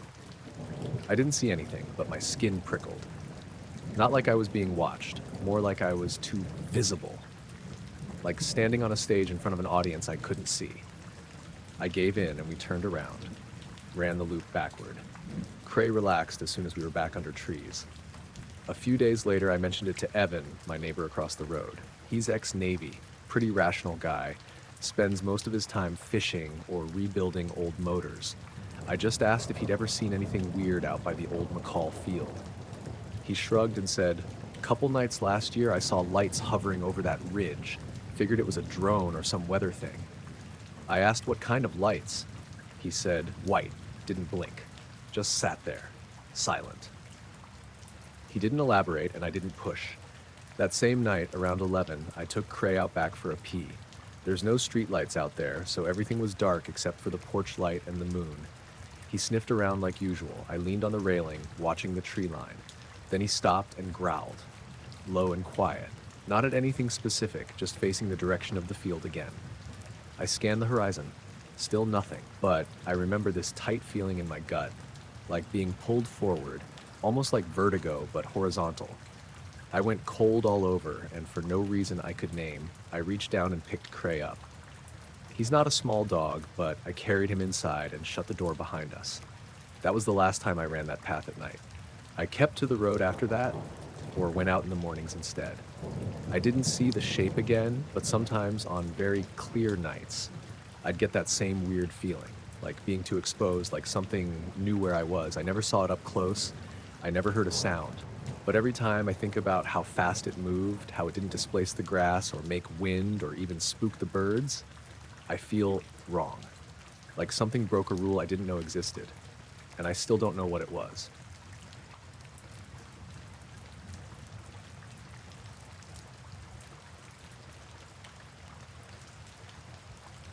I got up around 6:15 that morning because the dog was pacing. She does that sometimes if there's a raccoon outside or something small moves around in the yard. Her nails click against the floor when she walks, and it's annoying enough to wake me up. I figured I'd let her out early and go back to sleep. I made coffee while she sniffed around near the sliding door, tail stiff, ears up. It wasn't that light out yet, kind of that blue-gray early morning, just before sunrise. I opened the door and stepped out behind her, barefoot, holding my mug. That's when I noticed the yard. The grass looked darker. Not wet, not shadowed, just wrong. It wasn't everywhere, either. It was a big patch, maybe 12 by 12 feet, stretching from the middle of the lawn toward the fence.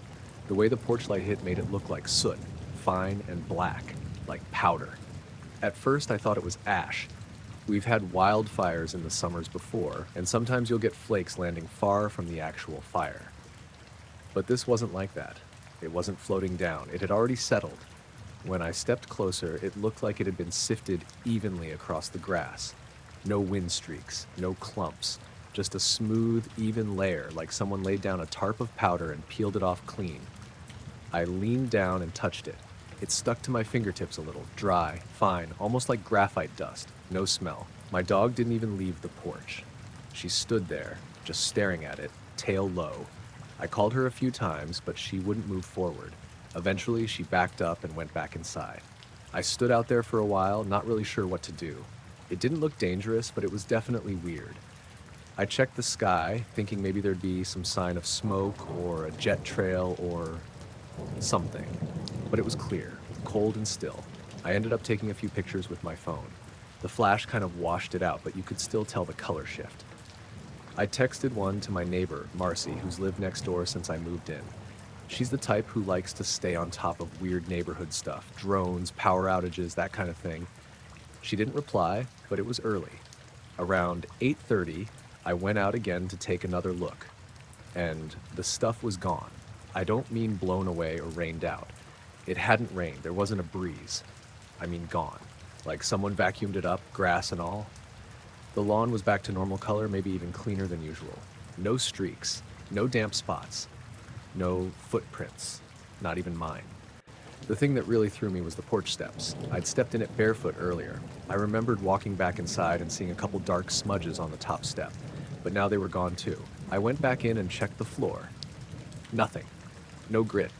No trail.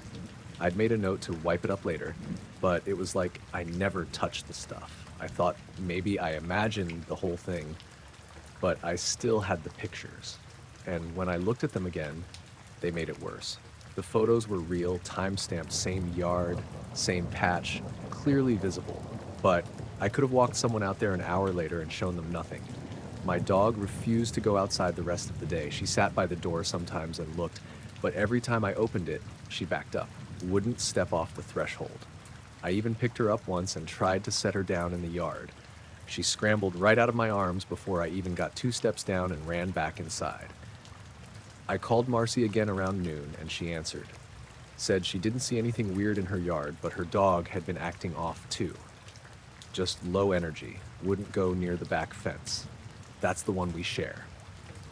I didn't tell her the whole thing, just said there was some black stuff on my grass in the morning, and I thought it might have blown over from somewhere. She said maybe a tree dropped something or it was mold, but she didn't sound sure. I left the backyard alone for the rest of the day. Just watered the front garden and stayed inside. I kept checking the grass through the window, waiting for something to come back or change, but it just sat there, normal looking, like nothing happened.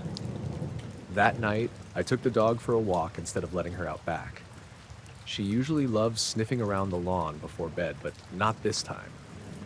Wouldn't even glance toward the porch when I opened the door. I ended up leashing her up and taking her down the block. When we got home, I stood on the back steps again, staring at the yard in the dark. I didn't turn the light on, just stood there, listening. There were no bugs, no crickets, nothing moving, just dead quiet, like someone muted the whole backyard. It stayed like that for a few days. The grass never changed again. Nothing grew weird or turned colors. No smells, no dead spots. But the dog never went near it again. Even a week later, if I left the door open, she'd poke her head out and then go lie down somewhere else. I never figured out what it was. Never found out if it landed or was left there or came up from the ground somehow. I just know it was there when I woke up, and then it wasn't, and the dog remembered.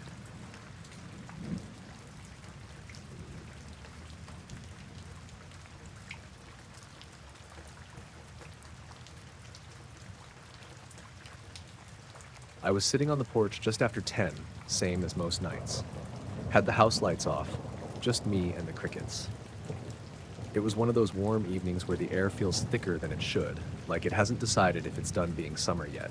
I had a beer open, but hadn't touched it, just listening, watching the tree line past the field.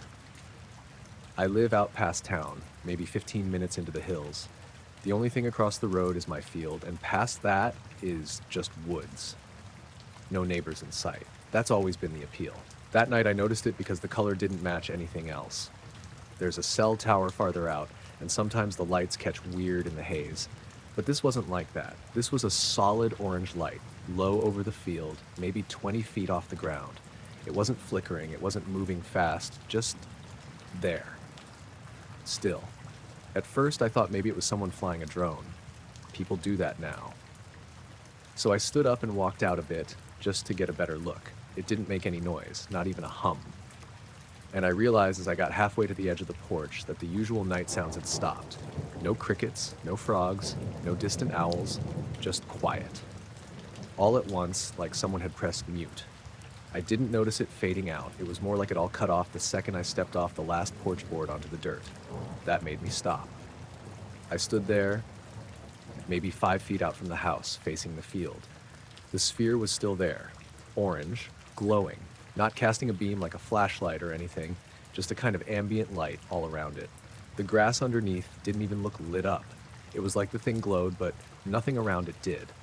I called out, not loud, just kind of under my breath, "Hey, anyone out there?" Nothing. I started walking.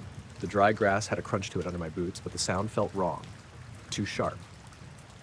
This like I was the only sound in the world. I walked maybe 10 or 15 more feet, keeping my eyes on the light. It didn't move, just hung there. It was hard to tell how big it was. Maybe the size of a beach ball, maybe bigger. No blinking lights, no propellers, no sound at all. I slowed down when I got near the first fence post. The wire had been broken in that spot for years, but I never fixed it because deer just jump it anyway. I leaned a hand on the post and squinted. Still nothing moving, nothing in the grass, not even wind. Then I felt the post vibrate, not like a strong shake, more like a hum, a low, steady vibration, like holding a phone on silent. I took my hand off and put it back, still vibrating. I looked up and the sphere had moved, not fast, just a few feet higher and slightly to the left. I hadn't seen it move, it was just in a new spot. That was enough for me. I backed up, slow, watching it the whole time. The air felt wrong. It wasn't cold, but it wasn't warm anymore either, just neutral, like everything had gone flat. I made it back to the porch and stood at the top step. I didn't go inside. I just stood there and watched it. It didn't come closer, didn't move again, just floated there like it was waiting. Then I heard a sound, not from it, but behind me, inside the house. I turned fast and looked at the front door. It was still shut, lights off, no movement inside, but I was sure I heard something. Like the creak of the floorboards 2 steps past the entryway, the ones that always groan when you come in. I didn't open the door. I just stood there, one hand on the doorknob, the other still hanging at my side. Then I looked back over the field. The sphere was gone, not faded out, just not there anymore. The night sounds didn't come back. I stayed out on the porch for another 10 minutes. It was dead quiet. I finally went inside and turned every light on. Walked the whole house, checked the doors and windows, nothing out of place, nothing missing. But the air inside felt colder than it should have been, like the AC was blasting, except it wasn't even on. I slept with the lights on that night. The next morning, I went out to the field, walked to where I thought it had been. There was nothing. No burnt grass, no marks, no signs anyone had been there, except one thing. The fence post I'd leaned on was loose. Like it had been shaken from the base, and there were drag marks on one side of it, long scratches, shallow but clean, like something smooth and hard had brushed against it. I didn't tell anyone. What was I supposed to say? 2 nights later, I was on the porch again. Just habit, I guess. Beer in hand. The air was normal. Crickets were back. Then my phone buzzed in my pocket. No service out here usually, but I checked anyway. One new notification, motion detected, front porch. I have a camera mounted above the door. Old model, doesn't do live stream, just records clips and sends alerts. It shouldn't have triggered unless something was moving right in front of it. I opened the app. The clip was 5 seconds long. It was pitch black, nothing visible. But the audio picked up something, not footsteps, not animals. Just the same thing I heard the first night. Silence. Then a low vibration, barely picked up by the mic, almost like it came from the wall itself. Then it stopped, and that was it. No more alerts, nothing else on the camera. I stayed inside for a week after that, didn't go out at night, turned the porch light on every evening, just left it running, Didn't see anything. No lights, no sounds, nothing. But I still check the field every morning, and sometimes the post is leaning, just slightly, like it's been touched or watched, or maybe just remembered.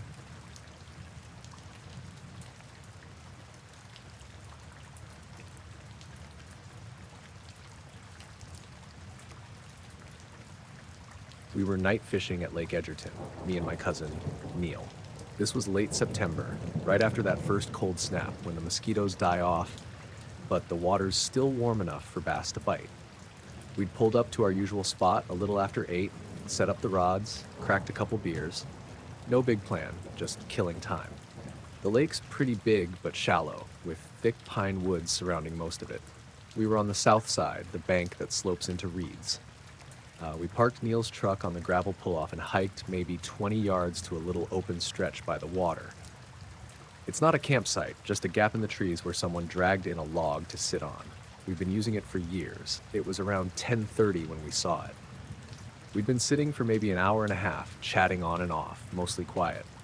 The air was still. No wind, no boat noise, no animals. Pretty normal for that time of night, actually. Just crickets and the occasional splash out in the dark. Neil was messing with his reel when I noticed this glow through the trees on the other side of the lake. I thought it was the moon at first. It was that kind of soft, white-blue light, a little hazy. But then I looked up and saw the actual moon behind us, almost full and high in the sky. So whatever this was, it wasn't that. I tapped Neil and pointed. We both just watched it for a while, not saying anything. It looked like a big, faint orb, probably the size of a water tower from where we were. At first it seemed stationary, just hovering above the tree line across the lake. But the longer we stared, the more it became clear it was moving, slowly, almost lazily, drifting downward. It didn't cast shadows or ripple the water. There was no sound at all, just that glow behind the trees, dropping an inch at a time. Neil whispered, "What the hell is that?" I didn't have an answer. It wasn't bright enough to hurt our eyes, but it had this strange presence to it, like it didn't belong in the sky, or even in the world. Not a spotlight, not a flare, too slow and smooth for a drone, and it didn't blink like aircraft do. Just this perfect round shape of light, dim but defined. We watched it descend until it touched the treetops. Then it stopped, just hovered there, maybe 10 feet above the pines. I remember trying to listen harder, to see if I could catch some distant hum or engine or even animals reacting. But there was nothing. The crickets had gone quiet. The lake was still, not even a breeze in the reeds. Then it sank, straight down behind the trees. No wobble, no drift, just a slow vertical drop until it disappeared, gone like it had never been there. And right after, the light on the water vanished too. Neil stood up and said, "We should go." He didn't sound scared, just unsettled. I felt it too. Not panic, just that instinct to leave. Like when you realize a thunderstorm is a lot closer than you thought and you're holding a metal rod. Nothing had technically happened, but we didn't want to be out there anymore. We packed up fast, not running, not talking, just tossing gear into the backpacks, making sure we didn't leave trash. Neil carried the tackle box, I grabbed the rods. The walk back to the truck felt longer than it should have. I kept glancing behind us, into the trees, not really sure what I was looking for. The moon was still out, but everything felt darker somehow. Less color. We got to the truck and both just stood there for a second before getting in. Neil asked if I wanted to sleep in the cab or just head home. I said, "Let's drive." About 15 minutes into the drive, 2-lane road, no traffic, the dash lights flickered. Just for a second. Then the radio cut out and the headlights dimmed like the battery was dying. Neil smacked the dash and everything came back. He laughed it off, but he looked at me with this weird expression, like he was waiting for me to say something first. The rest of the ride was quiet. We didn't talk much about it until the next day. When I brought it up again, Neil told me he'd seen something like it before, once, when he was younger, fishing with his dad out near that same lake. He said he hadn't thought about it in years. Same kind of light, same kind of movement, just a soft ball of glow that hovered for a while, then sank into the woods without a trace. I asked why he never told me. He just shrugged and said, "Didn't seem real, I guess." That stuck with me, because that's exactly how this felt. Not like a dream, not like a story, Just something that was and then wasn't. I went back to that spot a few weeks later, in the daytime, just to see. The trees across the lake looked the same. No burn marks, no flattened brush. Nothing unusual. I even walked around the far side, through the woods where the light had disappeared. It was muddy, full of leaves and thorns. I didn't find tracks or damage. No signs anyone else had even been out there recently. I haven't been night fishing since. Not because I'm scared, exactly. I just haven't felt like it. We never saw it again.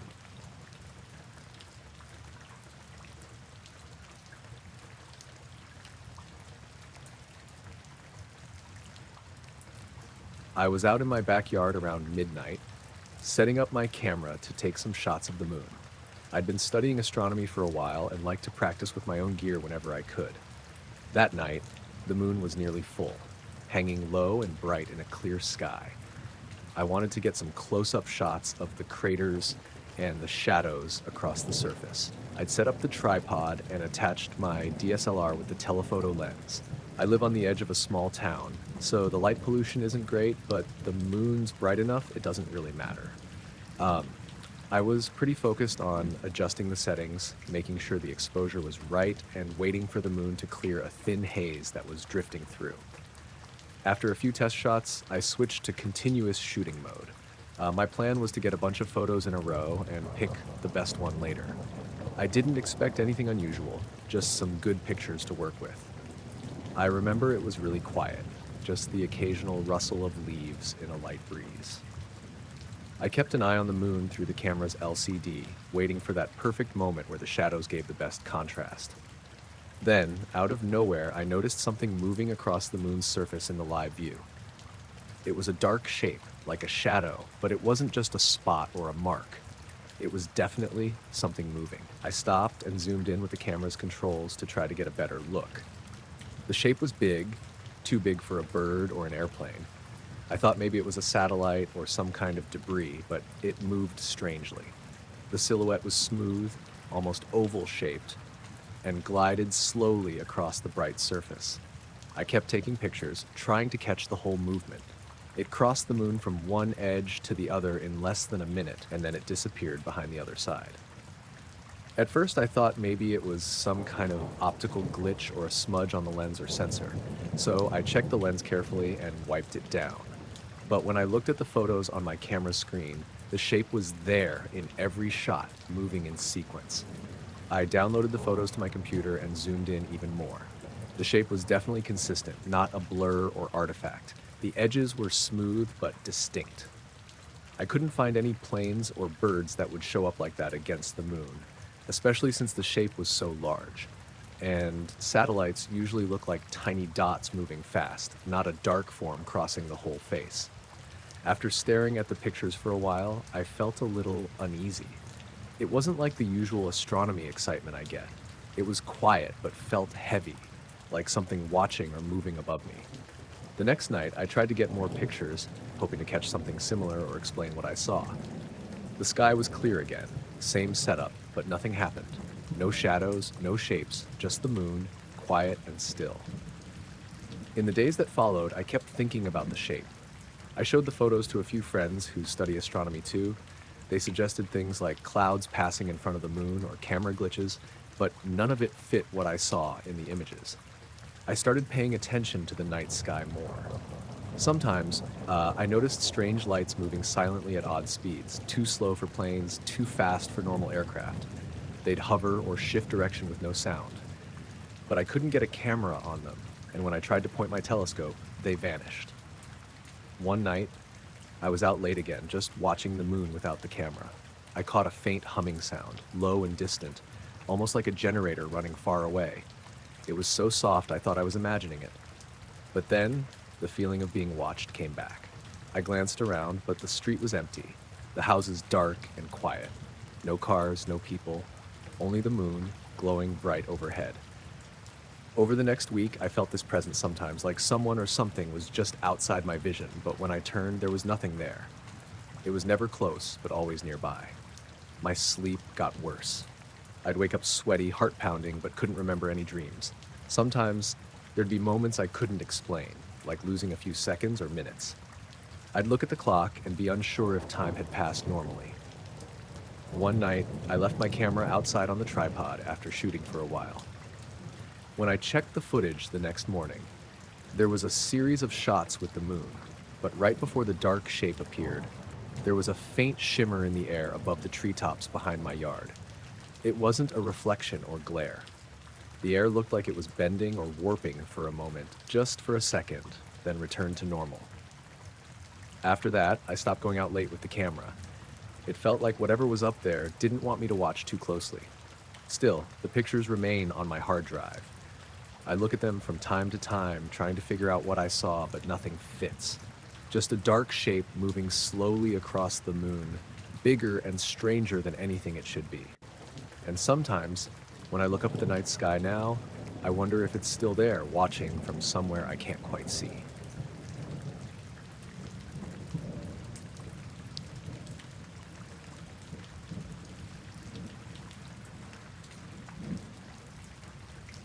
I didn't expect to come back to my campsite and find everything arranged like some kind of weird ritual.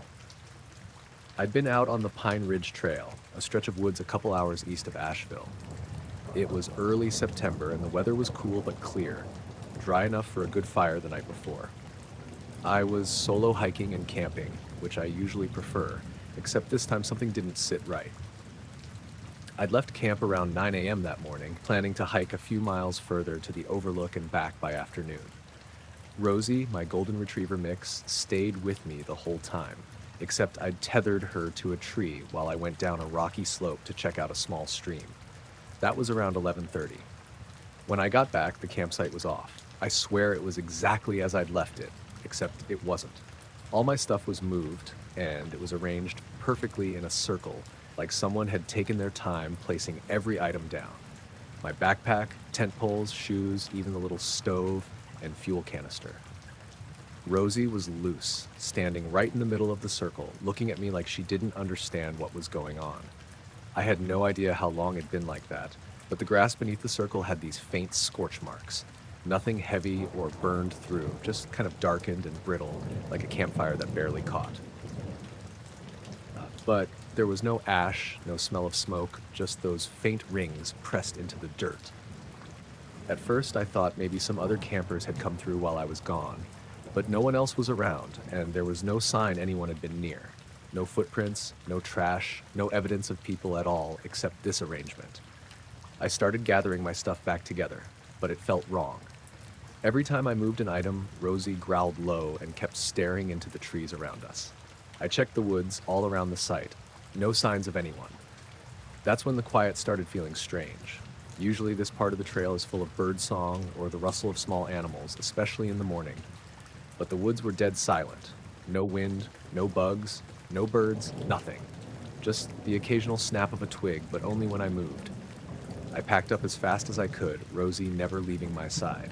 The whole time, I had this sense that something was watching me, just beyond the tree line, maybe 30 or 40 yards away.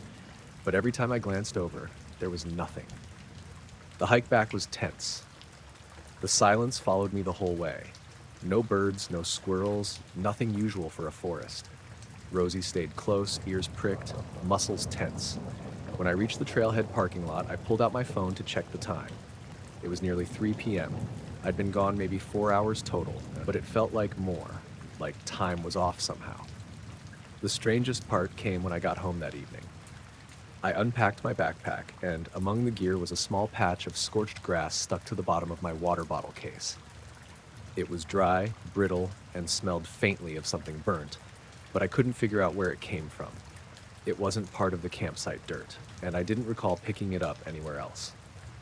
Rosie seemed tired and uneasy all night, pacing between the living room and the bedroom, her eyes wide, watching corners and shadows I couldn't see. The next day, I went back to the site with a friend, Tom, who hikes the area a lot. I wanted to see if anything else had changed. We found the spot where my camp had been, and sure enough, the faint scorch marks were still in the grass.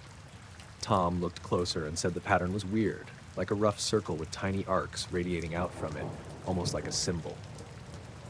He said it looked deliberate, but didn't recognize it from any camping or survival signs. Neither did I. We took some photos, but on my phone, the marks didn't show clearly. On his phone, the pictures were just blurry, with patches of light that flickered in and out when you looked at them. We agreed to keep it to ourselves, didn't want to sound crazy. Since then, I've kept Rosie close, and every time I'm in the woods now, I feel like I'm being watched. Not by animals, but something else. I don't know what exactly happened that morning, who or what moved my gear, or why it was laid out that way. It doesn't feel like any normal camping prank or mistake. It just feels wrong.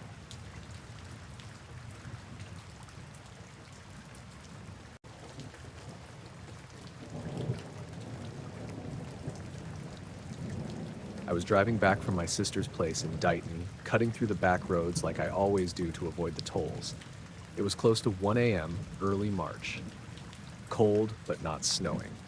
I remember that specifically because there was a weird mist hugging the fields. Not quite fog, just a low-lying haze. The kind that doesn't really affect visibility but makes the world look off, somehow quieter than it should be. I was about halfway between Westport and Tiverton, middle of nowhere. Just two-lane asphalt, no lights, trees on both sides like walls.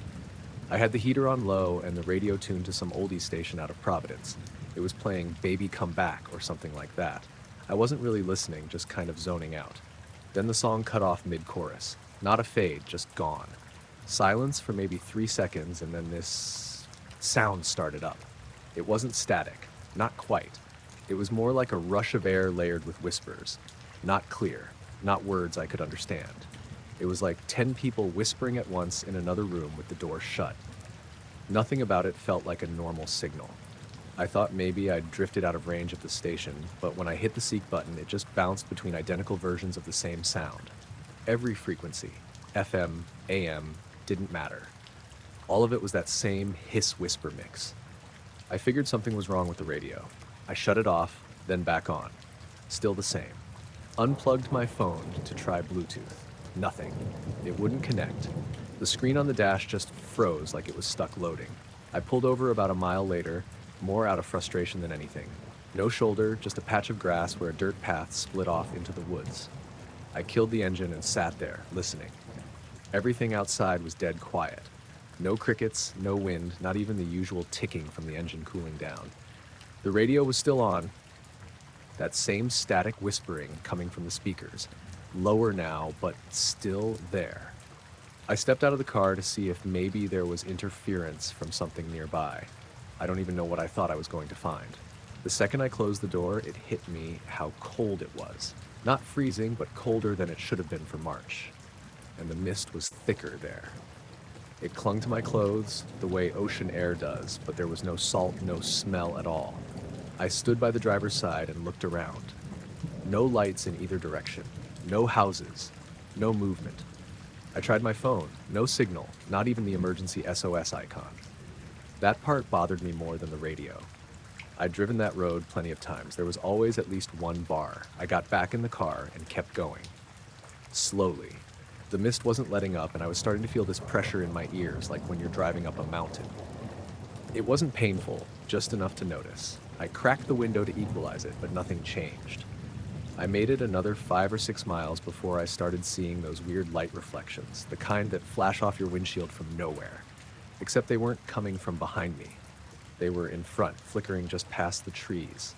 Not headlights, more like glints, random and fast, like someone waving a mirror around. I slowed down, but didn't stop. I didn't want to stop. The radio got louder, all on its own. I hadn't touched the dial. The whispers were clearer now, but still not words. I swear I heard a voice say something like "turn," just once, and then it went back to the noise. I checked the volume. It was at 5, same as before, but it sounded like 20. I reached over to shut it off completely, but the screen stayed lit. Frozen again. Just the station number, 91.1, and that noise, louder than ever. That's when I saw someone standing on the side of the road. Not walking, not flagging me down, just standing still a few feet from the white line. I hit the brakes hard. My lights hit them. It was a guy in a hoodie, hood up, jeans soaked to the knees. He wasn't facing me. He was turned toward the woods, arms down at his sides. Not moving. I stopped about 30 yards back. Didn't get out, didn't honk. just sat there with the car idling and the noise blasting from the speakers. I looked down to kill the radio again, and when I looked back up, he was gone. Not walked away. Gone. The spot where he'd been was empty. No movement in the trees. No sound. Nothing. I backed up, slowly at first, then faster. I didn't want to pass that spot. No real reason, just instinct. I turned around in someone's gravel driveway about a quarter-mile back and headed the way I came. The mist started thinning out after a few minutes. The pressure in my ears eased up. About a mile later, the radio suddenly switched stations like it had just unfrozen. Started playing commercials for a used car lot. My phone buzzed with a backlog of notifications. Everything came back to life like nothing had happened. I pulled off at a 24-hour gas station on Route 6, sat in the lot for maybe 20 minutes with the engine running. Didn't go inside, just sat there. The radio worked fine, Bluetooth worked. Phone had full bars. I've driven that road since. Once during the day, once again late at night, just to check. Nothing strange either time. No mist, no guy on the roadside. Radio stayed normal. I don't drive it anymore though. Even during the day, it feels off, like I'm not supposed to be there.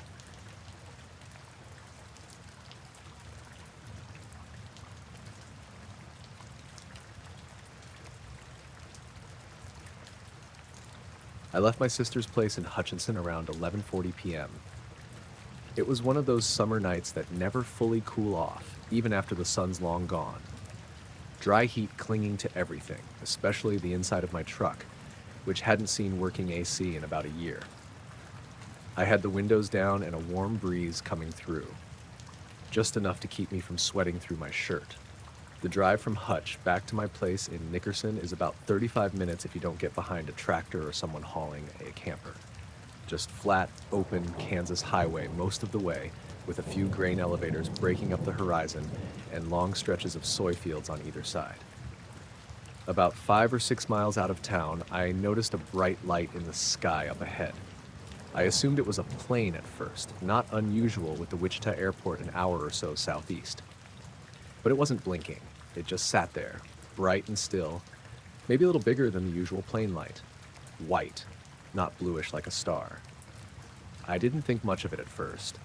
Maybe 10 more miles down the road, I realized it was still there, same position in the sky, same brightness. I started thinking maybe it was Venus or something, but I couldn't shake the feeling that it was a little too low and a little too bright. I told myself it was just my brain playing tricks on me, nothing else to look at out there. That stretch between Medora and Yagi is boring as hell at night. I kept glancing up at it, every couple of minutes. Still there, still not moving. Except it kind of was. Not like it was flying, more like it was gliding along the same route I was driving, always just a little ahead, slightly above the tree line to the northwest. I slowed down once just to see if it would shift, and damned if it didn't seem to slow with me. I sped up. It sped up, or at least it kept the same position. I told myself I was being dumb, that I was just noticing it more now that I was alone in the dark. Then I started passing familiar spots. The old silo where the roof caved in, that rundown produce stand someone tried to revive a couple years back, the little turnout where kids used to park and drink in high school. The light was still there through all of it, like it was escorting me, or watching me. I had the radio off. I hadn't even realized it until then. Just the wind and the tires humming. I turned it on, flipped through the stations, but nothing came in clear. Static, old Christian talk radio, and one country song that sounded like it was playing underwater. I shut it back off. I told myself again it was just a star, just a bright planet, something like that. But when I passed the river bend near Sand Hill State Park, I got this weird feeling, like a pressure behind my eyes. Not pain, but a thickness. I don't know how else to describe it. My ears popped, even though there was no change in elevation. I swallowed hard and glanced up again. Still there. That was when I decided to stop. Not out of fear, exactly. More like I needed to prove to myself that it wasn't moving. That it was just a fixed light, and I'd been letting my imagination get the better of me. I pulled into the gravel turnout near that old pump station by the creek. Shut off the engine. The wind died instantly. No breeze. Just quiet. I stepped out, stood there, and looked up. Gone. It hadn't moved. It hadn't dimmed. It hadn't drifted behind a cloud. There weren't any clouds. It just wasn't there anymore. I walked around to the front of the truck and squinted up, trying to find it. Nothing. Just regular stars now. A handful visible through the ambient glow from Hutch behind me, but none of them bright or low like that one had been. I stood there maybe 2 full minutes, just listening. No insects, no frogs from the creek, no rustling grass. It was like everything was holding its breath. Then my phone buzzed in the truck. It startled the hell out of me. I went back and checked it. No service. Just a missed notification from unknown. No message. Just the alert that something had come in. I've had that happen once or twice before in bad signal spots, so again, I tried not to let it get to me. But it didn't feel right.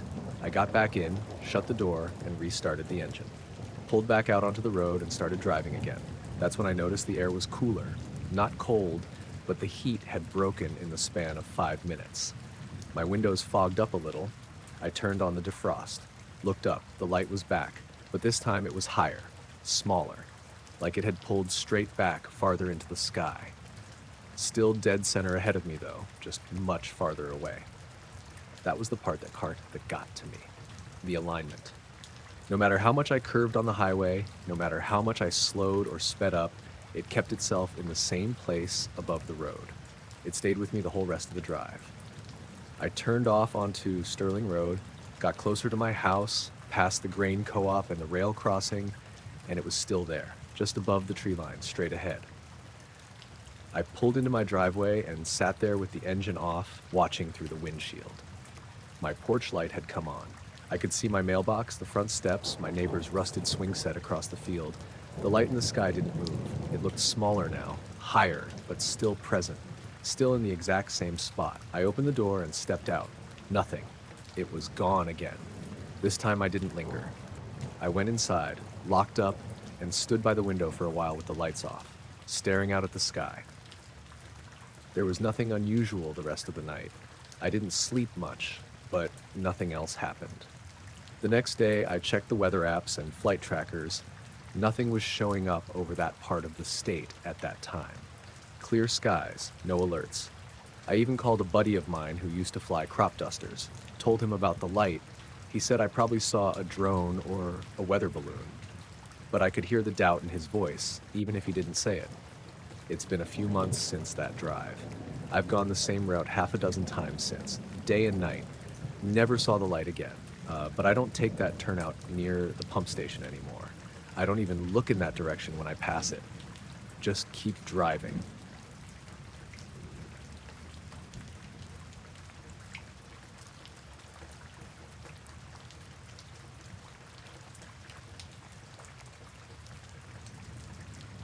The place where I work as a night security guard is this old, mostly abandoned airfield on the outskirts of Cedar Creek, Montana. Not much flying goes on anymore, just a handful of small planes now and then, mostly private pilots or crop dusters in the summer. The rest of the airfield is just empty runways, cracked pavement, and hangars slowly rusting away. The company I work for is contracted to watch over the place, make sure no one's sneaking around after hours. I usually do the 11 p.m. to 7 a.m. shift alone, except for my German Shepherd, Juno.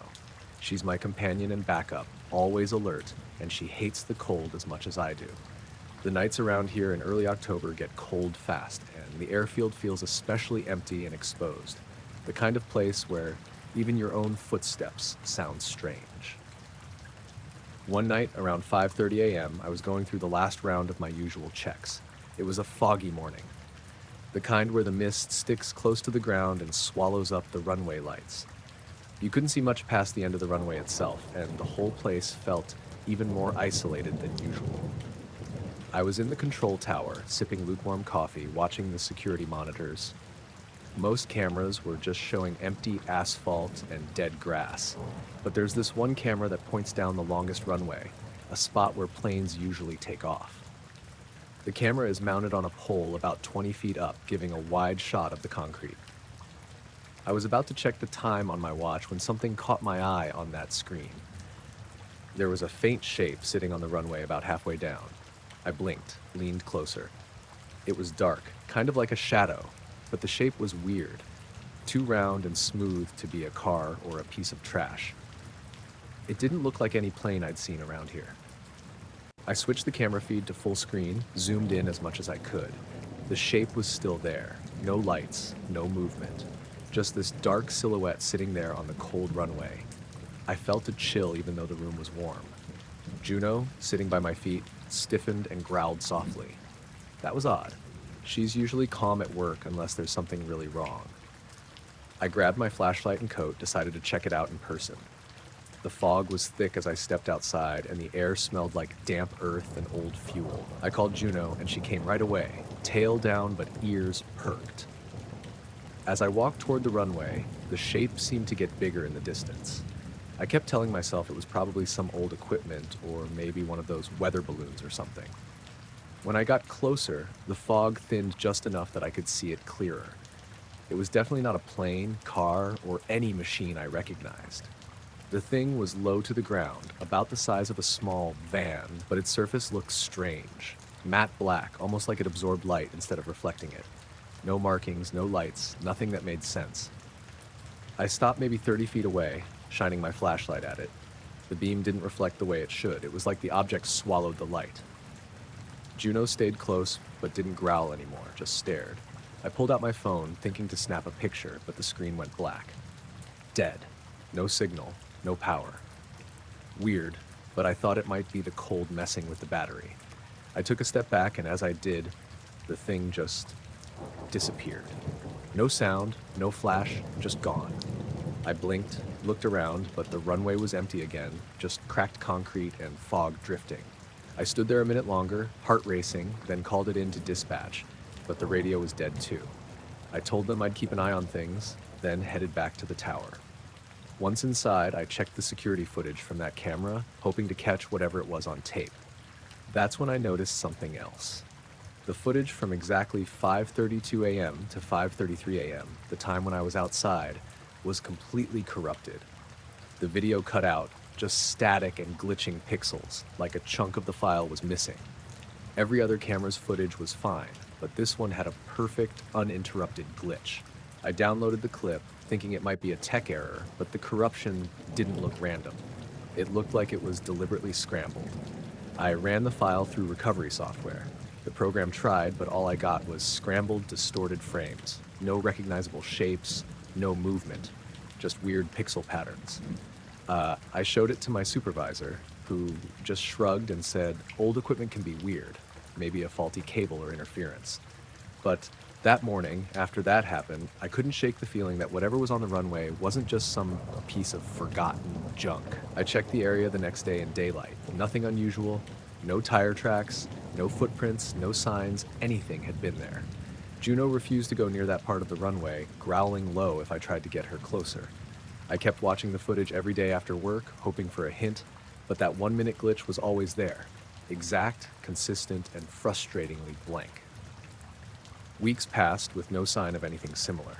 No lights, no strange shapes, no more signal problems. Sometimes at night when the fog rolls in thick, I swear I see a dark shape far down the runway, just at the edge of visibility.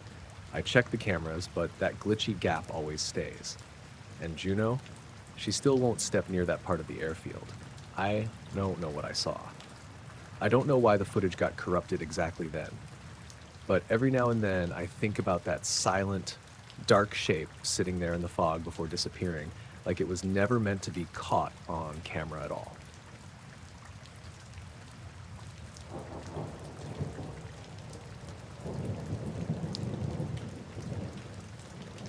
I was hauling a load of produce from Fresno to Boise, running mostly solo like I always do. Overnight drive through northern Nevada, lots of empty road, not much cell coverage once you're past Winnemucca. I'd done that stretch maybe 20 times before. It's one of those routes where you can go an hour without seeing another set of headlights.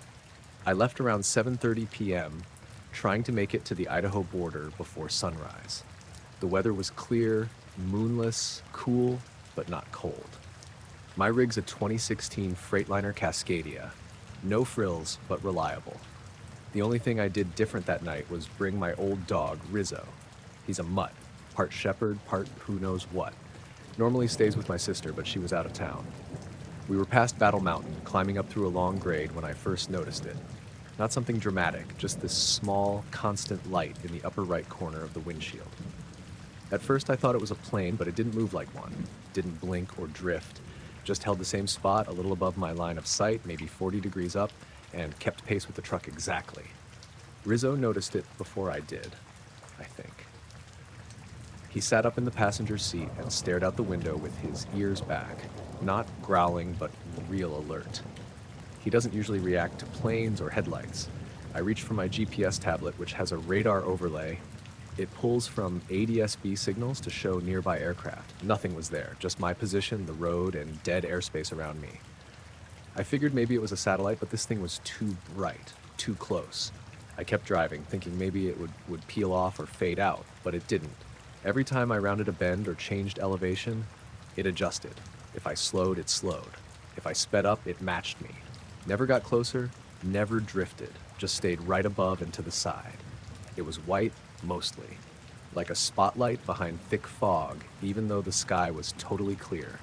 No beam, no noise. Could have been the size of a drone or a city bus. Hard to tell without a reference point. Around 1:30 a.m., I pulled into a turnout near a rest stop east of Elko. There were no other trucks there. I stepped out and looked straight up. The light stopped moving, just held in place, same angle, same distance. I stood there for maybe 3 minutes, just watching. It didn't blink, didn't shift. I didn't hear anything. No hum, no rotor wash, nothing. Rizzo wouldn't get out of the cab. He stood stiff by the passenger door and whined once soft. I leaned back against the bumper and checked my phone. No bars. When I opened my weather app, it froze. After a while, I got back in and started rolling again. The light stayed with us, like nothing had changed. We went another 40 miles like that, me glancing at it every few minutes, Rizzo sitting stiff, watching the window. I tried scanning the CB for chatter. Nothing but static. Right before the Pequot summit, there's a long stretch where the road curves along the side of a ridge. I came around that curve and looked up again. The light was gone. No fade, no movement, just not there anymore. It didn't come back. I checked the GPS again. Still no signs of aircraft, no anomalies. But here's the thing, my arrival time had changed by over an hour. Like I'd gained time instead of lost it. My odometer reading was right, my fuel usage made sense. But the onboard computer said I'd left Elko an hour earlier than I actually did. That might sound like a glitch, but I log everything manually too. The timestamps didn't match. I pulled into a truck stop just outside Wells and sat there with the engine idling, trying to make sense of it. Rizzo finally laid down, but he kept facing the windshield, watching. When I filled up, the pump kept clicking off like the tank was full, even though I knew it wasn't. Took 3 restarts to top off. When I checked the fuel log later, it showed the tank was full before I even started pumping. I chalked that up to a sensor issue, but it was just another weird thing on a night full of them. Nothing else happened after that. I finished the run, dropped the trailer, and drove back south a few days later. Clear skies again, nothing in the air, everything normal. But I still don't know what I saw up there. And that time gap on the computer, it never fixed itself. Still shows an hour I can't account for, even after I updated the firmware. I keep that log saved, just in case.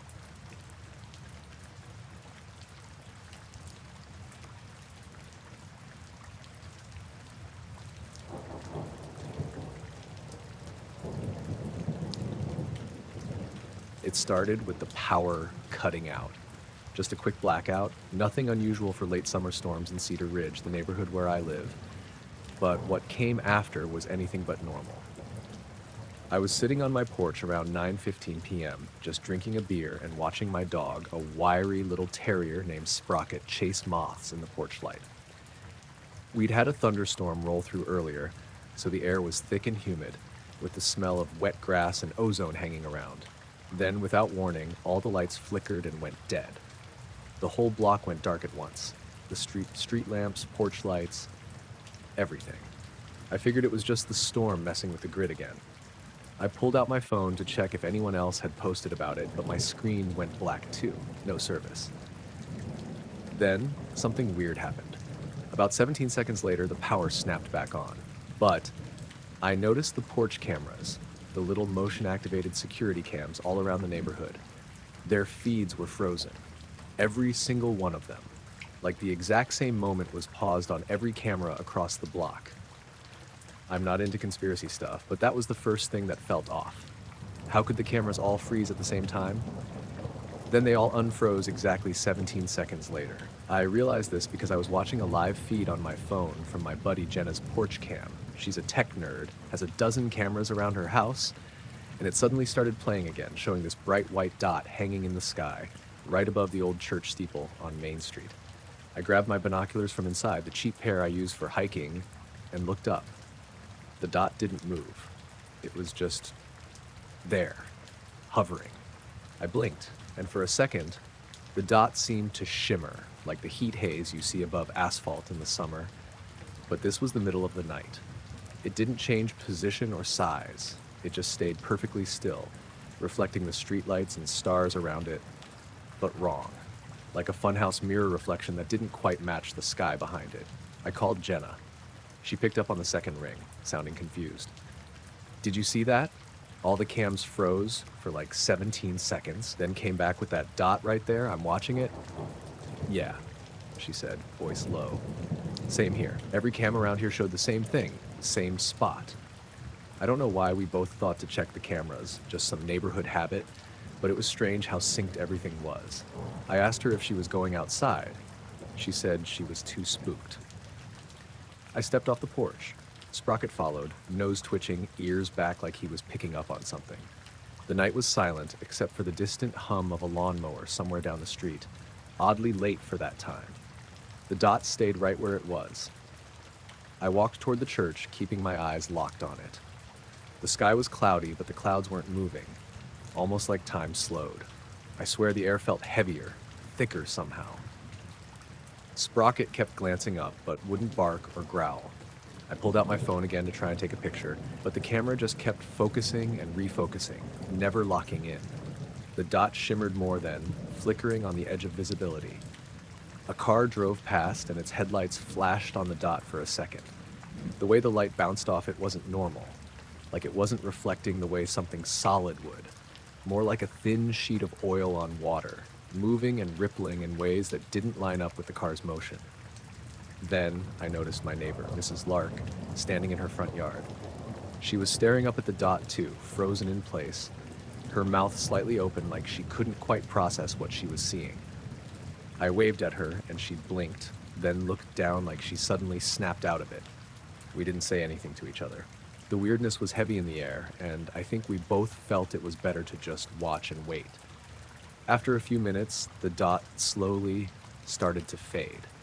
Not like it flew away or anything. Like it just got dimmer, like a star disappearing behind clouds, but the clouds were still clear. And then it was gone. I looked around. The street was back to normal. The porch lights buzzed. The street lamps glowed yellow. Sprocket stopped staring up and started sniffing the grass again, like nothing had happened. That's when I noticed the time on my phone, or at least what the screen said. It was 9:49 p.m., except I had been watching the dot for almost 30 minutes. Something about the timing didn't add up. I was certain I'd been outside maybe 15 minutes tops, but the clock had jumped almost 20 minutes while I was looking at that thing. I don't know how that happened. My phone didn't reboot or anything, and the other clocks around the house still matched. I texted Jenna again, asking her what time it was there. She said 9:50. We both agreed the clocks were fine. But if I hadn't lost track of time, which I didn't, then something weird was going on with the time itself. The next day, I checked the porch cams. The footage showed the blackout, the freeze, then the dot appearing in the exact same spot, visible on every camera around the neighborhood. The strange thing was that all the videos had the same glitch. The footage froze for exactly 17 seconds. Then the bright dot was there, unblinking, unchanging, before fading out. I tried to compare it to any known satellite or drone or even fireworks. Nothing matched. The more I looked into it, the more strange little details came up. The dot never made noise, not even a hum. No drones or planes flew nearby, no searchlights or police activity, and yet everyone in the neighborhood had the same blackout and camera freeze. The weirdest part was that no one wanted to talk about it. A few neighbors mentioned the blackout but shrugged off the camera glitch and the light. One guy said it was probably a glitch in the power grid, but none of us could explain how the light showed up so clearly on all the different cameras facing different directions. I asked Mrs. Lark if she saw it again. She said no, but she admitted she'd felt really anxious that night, like someone was watching. I kept thinking about that dot, how it reflected the stars wrong, shimmered like heat haze, and somehow made time feel slower. And the clock's not matching. I can't say what it was. Maybe a strange atmospheric thing, maybe a trick of the light, or something else. But I know what I saw, and I know it wasn't normal. Sprocket won't go near the porch light since that night. And I find myself double-checking the cameras every night, hoping not to see that same frozen moment again.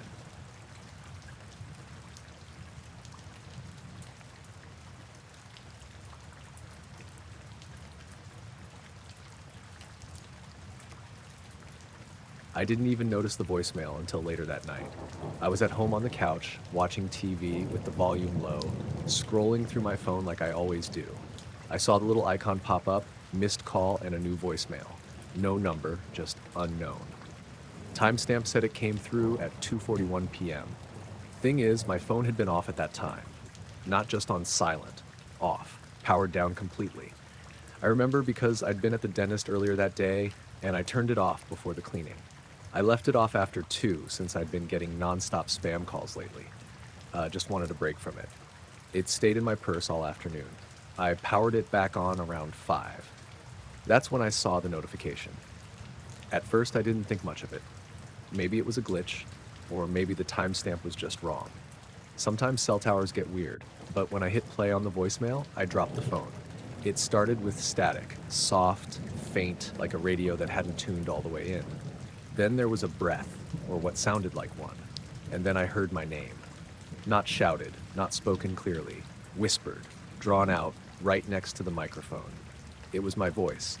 It wasn't a perfect match, but close enough. The way I say my name, I have a slight rasp to it sometimes, especially when I'm tired or my allergies are acting up. That same rasp was in the recording. Then there was this wind sound, but it didn't rise or fall like actual wind. It stayed at one steady tone, almost like it was part of the background. The whole message lasted maybe 9 seconds. Just static, whisper, wind. I played it again with the volume all the way up. The name part wasn't a full sentence, just Rachel, barely audible, like it was said right against the phone but under someone's breath. Then the rest of the whisper just trailed off into that constant wind sound. I checked my call log. No number. Just unknown at 2:41 p.m. Incoming. The weirdest part was that the voicemail didn't show up in the visual transcript. You know how most voicemails get auto-transcribed now? This one just said, unable to transcribe message. I tried calling my own number from the landline, just to see. It rang normal. Voicemail worked. Nothing odd. I forwarded the message to myself and tried to open it on my laptop. I wanted to run it through some filters, maybe clean it up to hear more clearly. But the file format was unreadable. Just showed up as a 0-byte attachment, like it didn't exist. I went back to the phone and hit play again. Same thing, but the sound was quieter than before, like it had degraded somehow. The whisper part was barely there now, and the wind was more muffled. By 10 p.m., the message was gone. I didn't delete it, I didn't archive it, I didn't touch it. It just wasn't there anymore. I went through every folder, even called my voicemail number directly. No message on file. Nothing. I didn't know what to do with that, so I just sat with it. Tried to think rationally. Maybe it was some kind of spoofed call. Maybe someone used a voice clip of mine. But it was just my name, and I don't post videos or voice stuff online. Around midnight, I went to bed. Left the phone on the nightstand, still on. At 2:43 a.m., it lit up. No sound, just the screen turning on by itself. I glanced at it and saw the voicemail icon again. I didn't want to touch it at first, just stared at it, waiting to see if anything else would happen. After a couple minutes, I picked it up. Same thing, unknown. One new voicemail. Timestamp was 2:43 a.m., almost exactly 12 hours after the first one. This time, it was longer, 17 seconds. The static started louder. There was a shuffling noise like fabric brushing the mic. Then my name again, a little clearer. And then something else. I couldn't make it out. Just a low, rhythmic sound. Maybe breathing, but it didn't sound human. It was too mechanical, like someone trying to mimic breath. 3 beats, pause. 3 beats, pause. Over and over. Then my voice again. Same whisper, Rachel, but drawn out longer this time. I didn't listen to it a third time. I hit save and put the phone in the drawer. I couldn't sleep after that. I kept hearing that pattern, the 3 beats, in my head like it was trying to match my breathing. I turned on music just to drown it out. The next morning, the voicemail was gone. Again, no history of it ever being there. I went to work, acted normal, didn't mention it to anyone. I just kept checking my phone every hour. Nothing else came through that day. But that night, it happened again. 2:41 a.m. This time, the phone didn't even ring. It just lit up. No voicemail icon, no call history, just a text. No number, just unknown. The message was one word, listening. I stared at it for so long the screen dimmed. I didn't move, didn't even feel scared right away. Just blank, like my brain couldn't decide how to process it. I tried replying, "Who is this?" The message wouldn't send, just a spinning wheel next to the text. Then the whole thread disappeared. I turned off the phone, pulled the battery out, and left it off all night. The next day, I took it to the Verizon store. They ran diagnostics, said everything looked fine, no malware, no recent updates. I asked if they could track the unknown number. They said it was probably a spoof or a network error. They offered to wipe the phone. I said no. I bought a burner that day, just one of those cheap, pay-as-you-go phones. Gave the number to only 2 people, my sister and my boss. Left the other phone off and in the drawer at home. A week went by with nothing. Then one night, I got a call on the burner. No caller ID, just a ring. I didn't pick up, it went to voicemail. When I checked it, there was no voice, just that wind sound again. Exactly the same tone. Flat, steady, like it was recorded in a vacuum. No other noise, no whisper, just the wind. That phone has no internet, no apps, no Bluetooth, nothing that should have let anyone trace it or send something weird. It's not even registered under my name. I still have the phone, still have the voicemail. I play it sometimes just to remind myself I didn't imagine it. The sound never changes, not louder, not quieter, just always exactly the same, like it's stuck in time.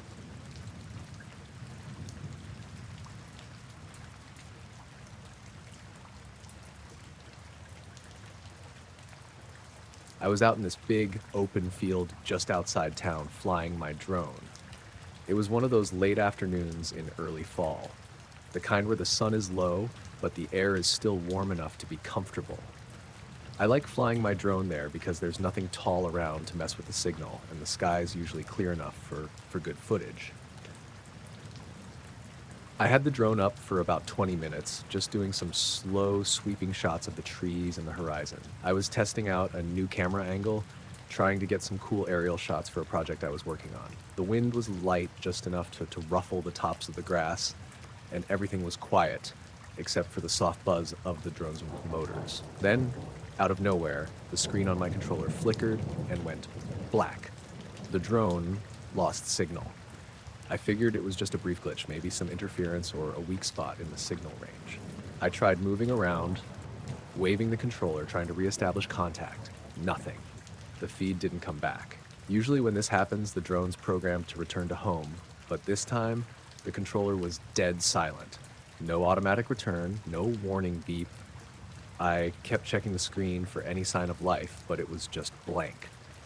I wasn't too far from the drone, maybe a couple hundred feet away, so I started walking toward the last known position, trying to spot it.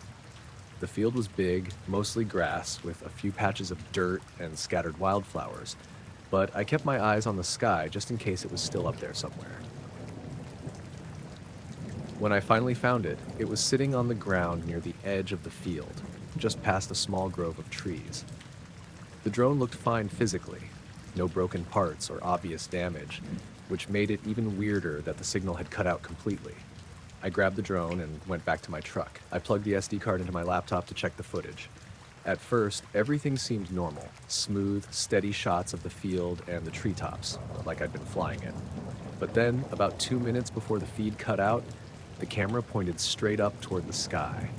The clouds had thickened a bit, mostly gray and moving slow across the late afternoon sky. That's when something caught my eye. A shape in the clouds, metallic looking, but it didn't look like any airplane or weather balloon I'd ever seen. It wasn't a solid object exactly. more like a dim, reflective blur, hanging just inside the cloud cover, but with defined edges, almost like a thin, flat panel or a piece of metal suspended in the air. It moved slowly, almost drifting, but then it shifted sharply, not a smooth turn, but like a quick, precise change in direction.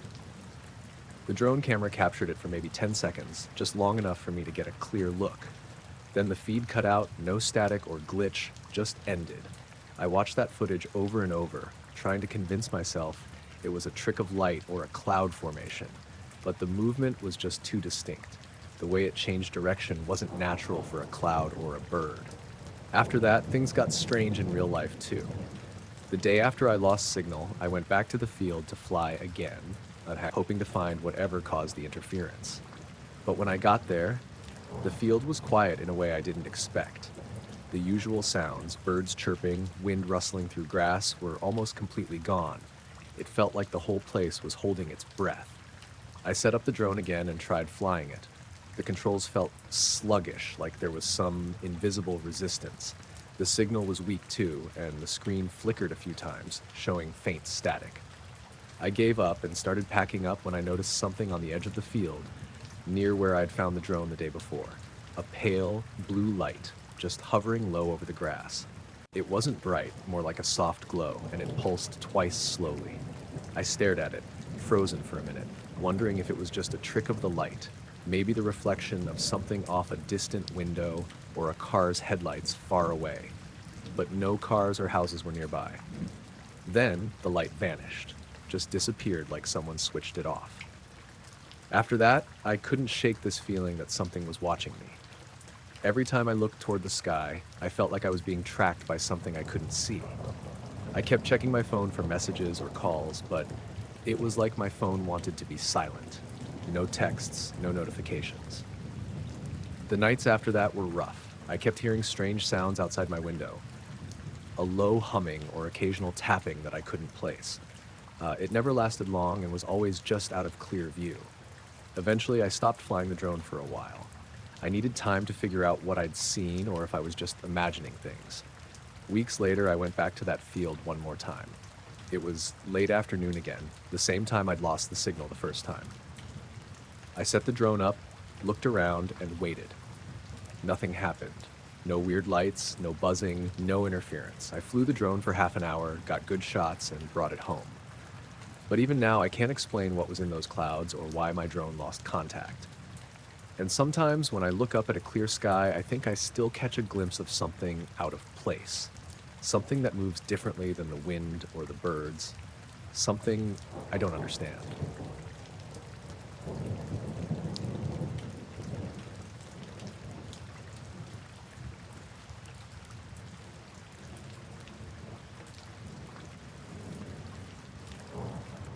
I was in the living room watching some show on mute. Can't remember what it was. Something dumb I just had on for noise. My wife had gone to bed a little earlier, and I was doing the thing where you tell yourself just one more episode, even though you're barely paying attention. Our daughter was smug then. We'd gotten one of those baby monitors with the video screen, not the super fancy kind, but decent. The camera was clipped to the curtain rod in her room, angled down at the crib. I had the monitor next to me on the couch. She'd gone down around 9:30, no issues. She was a good sleeper back then. Still is, mostly. I glanced at the monitor every few minutes out of habit. It was one of those grayscale night vision feeds. Grainy, a little laggy. You couldn't really make out details, just shapes and movement. But you could see enough. Around 11:10, I looked down at the screen and noticed something weird. There was a shape in the upper right corner, kind of faint. At first I thought it was just glare or maybe a reflection off the glass. The camera sometimes caught headlights from the street. We live in a cul-de-sac, so it doesn't happen often, but it does happen. But the shape wasn't moving like light would. It was kind of hovering there, right near the window. It looked like a smudge or a pale outline. Too big to be a bug, and it didn't flicker like a car going past. It just stayed there. I leaned in closer. The screen was small, so I tilted it toward me and squinted. The shape looked a little clearer now. Not sharp, but defined. like it had edges. It reminded me of a person's shoulder, or maybe the side of a head, just barely visible against the glass. Still and faint, like it was behind a layer of fog. I sat there for a while watching it, trying to convince myself it was just part of the curtain. Maybe the fabric had bunched up and the night vision was catching it weird. I got up and went to the bottom of the stairs, listening. The house was quiet. I didn't want to wake the baby if everything was fine, so I went back to the couch and stared at the screen again. The shape hadn't moved. Then, maybe 20 seconds later, it did. Not a lot. It just sort of shifted, like it leaned forward a little. And the weird part was, it didn't affect the curtain at all. The fabric stayed completely still. I could see the shape move, but the rest of the room didn't react. I turned the monitor's volume up a notch. Nothing. No rustling, no breathing, no sounds at all. My heart was going a little faster now, but I kept telling myself it was just a glitch. Maybe the feed lagged and it was a delayed shadow from earlier. I waited, watching the screen. That's when the shape turned. It wasn't a full turn, more like it pivoted slightly, enough that I could tell it wasn't part of the window anymore. It pulled away from the glass. There was space between it and the curtain now, and I saw just enough to realize the shape had some kind of face. Not a clear one, not detailed, but there was something where a face would be. Lighter in the middle, darker around the sides, like eyes or shadows where eyes should be. It faced the crib, not moving, just watching. I don't really remember standing up. I just remember suddenly being in the hallway, taking the stairs 2 at a time. I didn't think. I didn't grab anything. I just needed to get to her room. The door was closed, same as we'd left it. I opened it fast and stepped inside. The room was cold, not freezing, but cooler than it should have been. The window was shut, curtains still drawn. The crib was empty. For a second, I couldn't breathe. I looked all around the room, corner to corner, under the crib, behind the rocking chair. Then I saw her. She was lying on the carpet just to the left of the dresser, on her back, arms out, looking straight up. Not crying, not even fussing, just staring at the ceiling like she'd been gently placed there. I picked her up and backed out of the room. She felt normal, warm, breathing steady. She even smiled a little as I held her. I took her into our bedroom and flipped the light on. My wife woke up, half asleep, confused. I told her I'd found the baby on the floor and that we might have a loose crib rail or something. I didn't say anything else. The monitor was still downstairs. I didn't go back for it until the morning. When I finally checked the feed, the camera had frozen around 11:13. The battery hadn't died. It was still powered on, just frozen on a single frame. That same faint shape by the window, half turned toward the crib. The curtain was in that frame too. Still, unmoving. I checked the crib. Nothing broken, nothing loose, no signs she'd climbed out or fallen. She was too small to do that anyway. I moved the camera to a shelf across the room. I didn't say much to my wife, just told her I wanted a better angle. That night, and for several nights after, the monitor didn't show anything weird. No shapes, no movement, just the regular grainy black and white image. But I started sleeping with the door open, and I kept the monitor on full volume. She's older now.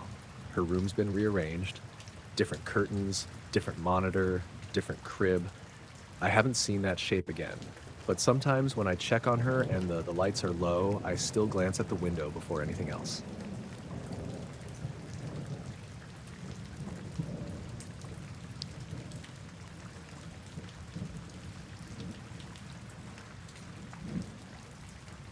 I set up the trail cameras on a Saturday morning before heading out for a few hours in the woods behind my place.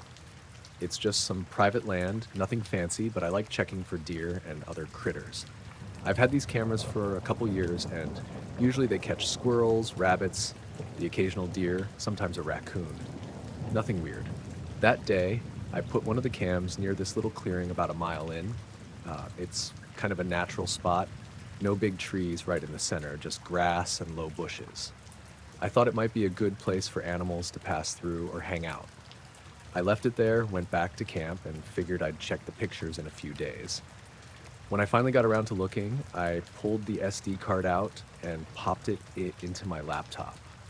The first handful of photos were totally black, like no light at all. I thought maybe the battery died or the camera malfunctioned, but then I kept scrolling. Every single photo from the past 3 days was black. Not a single thing visible, no outlines, no shadows, nothing. I was confused. The camera worked fine before and after those days, no issue. And the timestamps were still going, showing pictures every 30 seconds or so, like it was triggering. Then I got to one picture from the second night. This one was different. It wasn't black, it showed the clearing. But instead of animals or trees, there were dozens of tiny points of light, hovering just above the ground, all over the clearing. The lights were small, like the size of a firefly or less, but there were so many, maybe 50 or 60, scattered across the frame.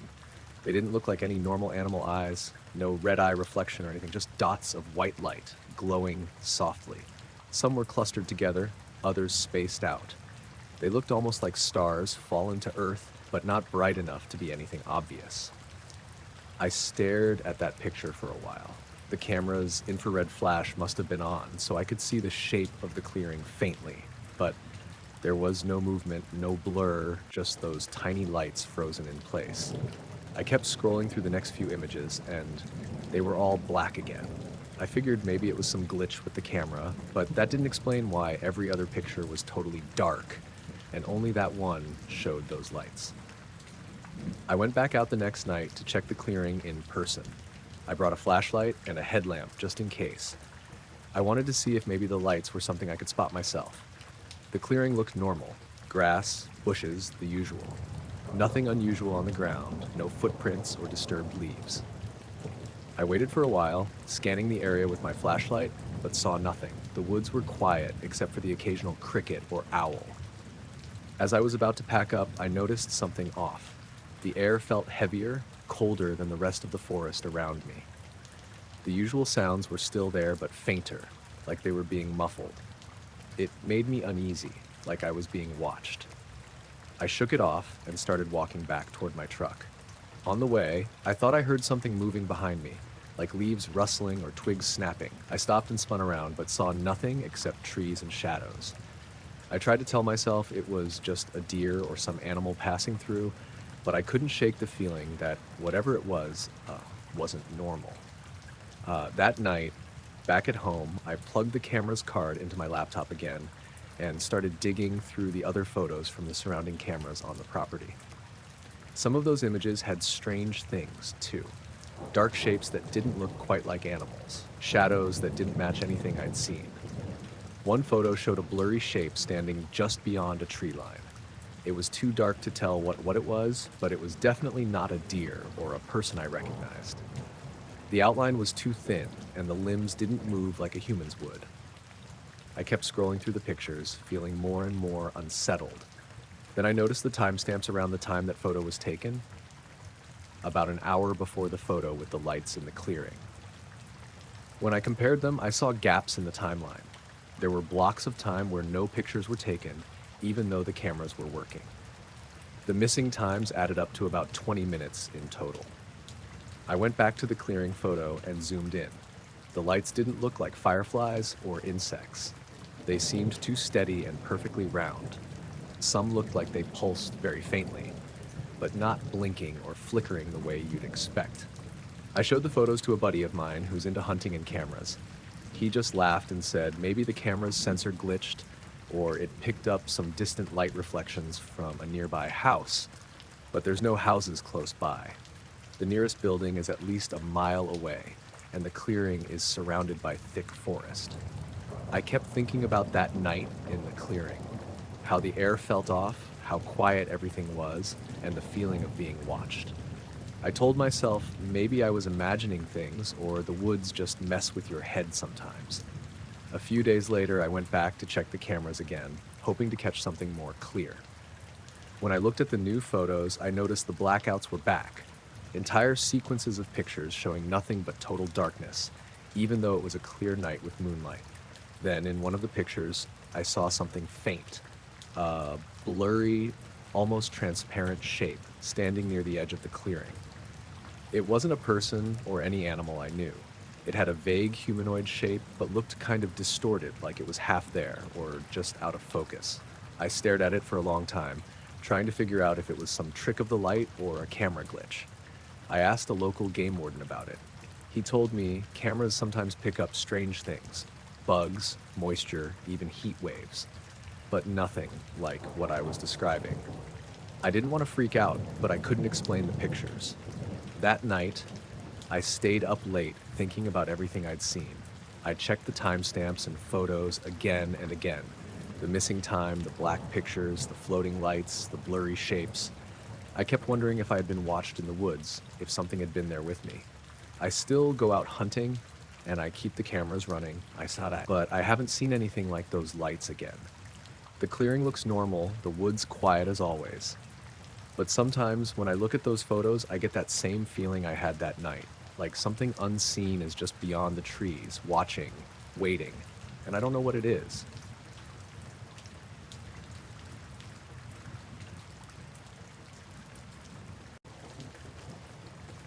We live way out in the country, on the edge of some woods that stretch for miles. It's the kind of place where you don't see many people, and the night is usually just quiet. Crickets, the wind in the trees, maybe a distant train whistle. Nothing much ever happens out here, so what did happen that night felt all the more strange.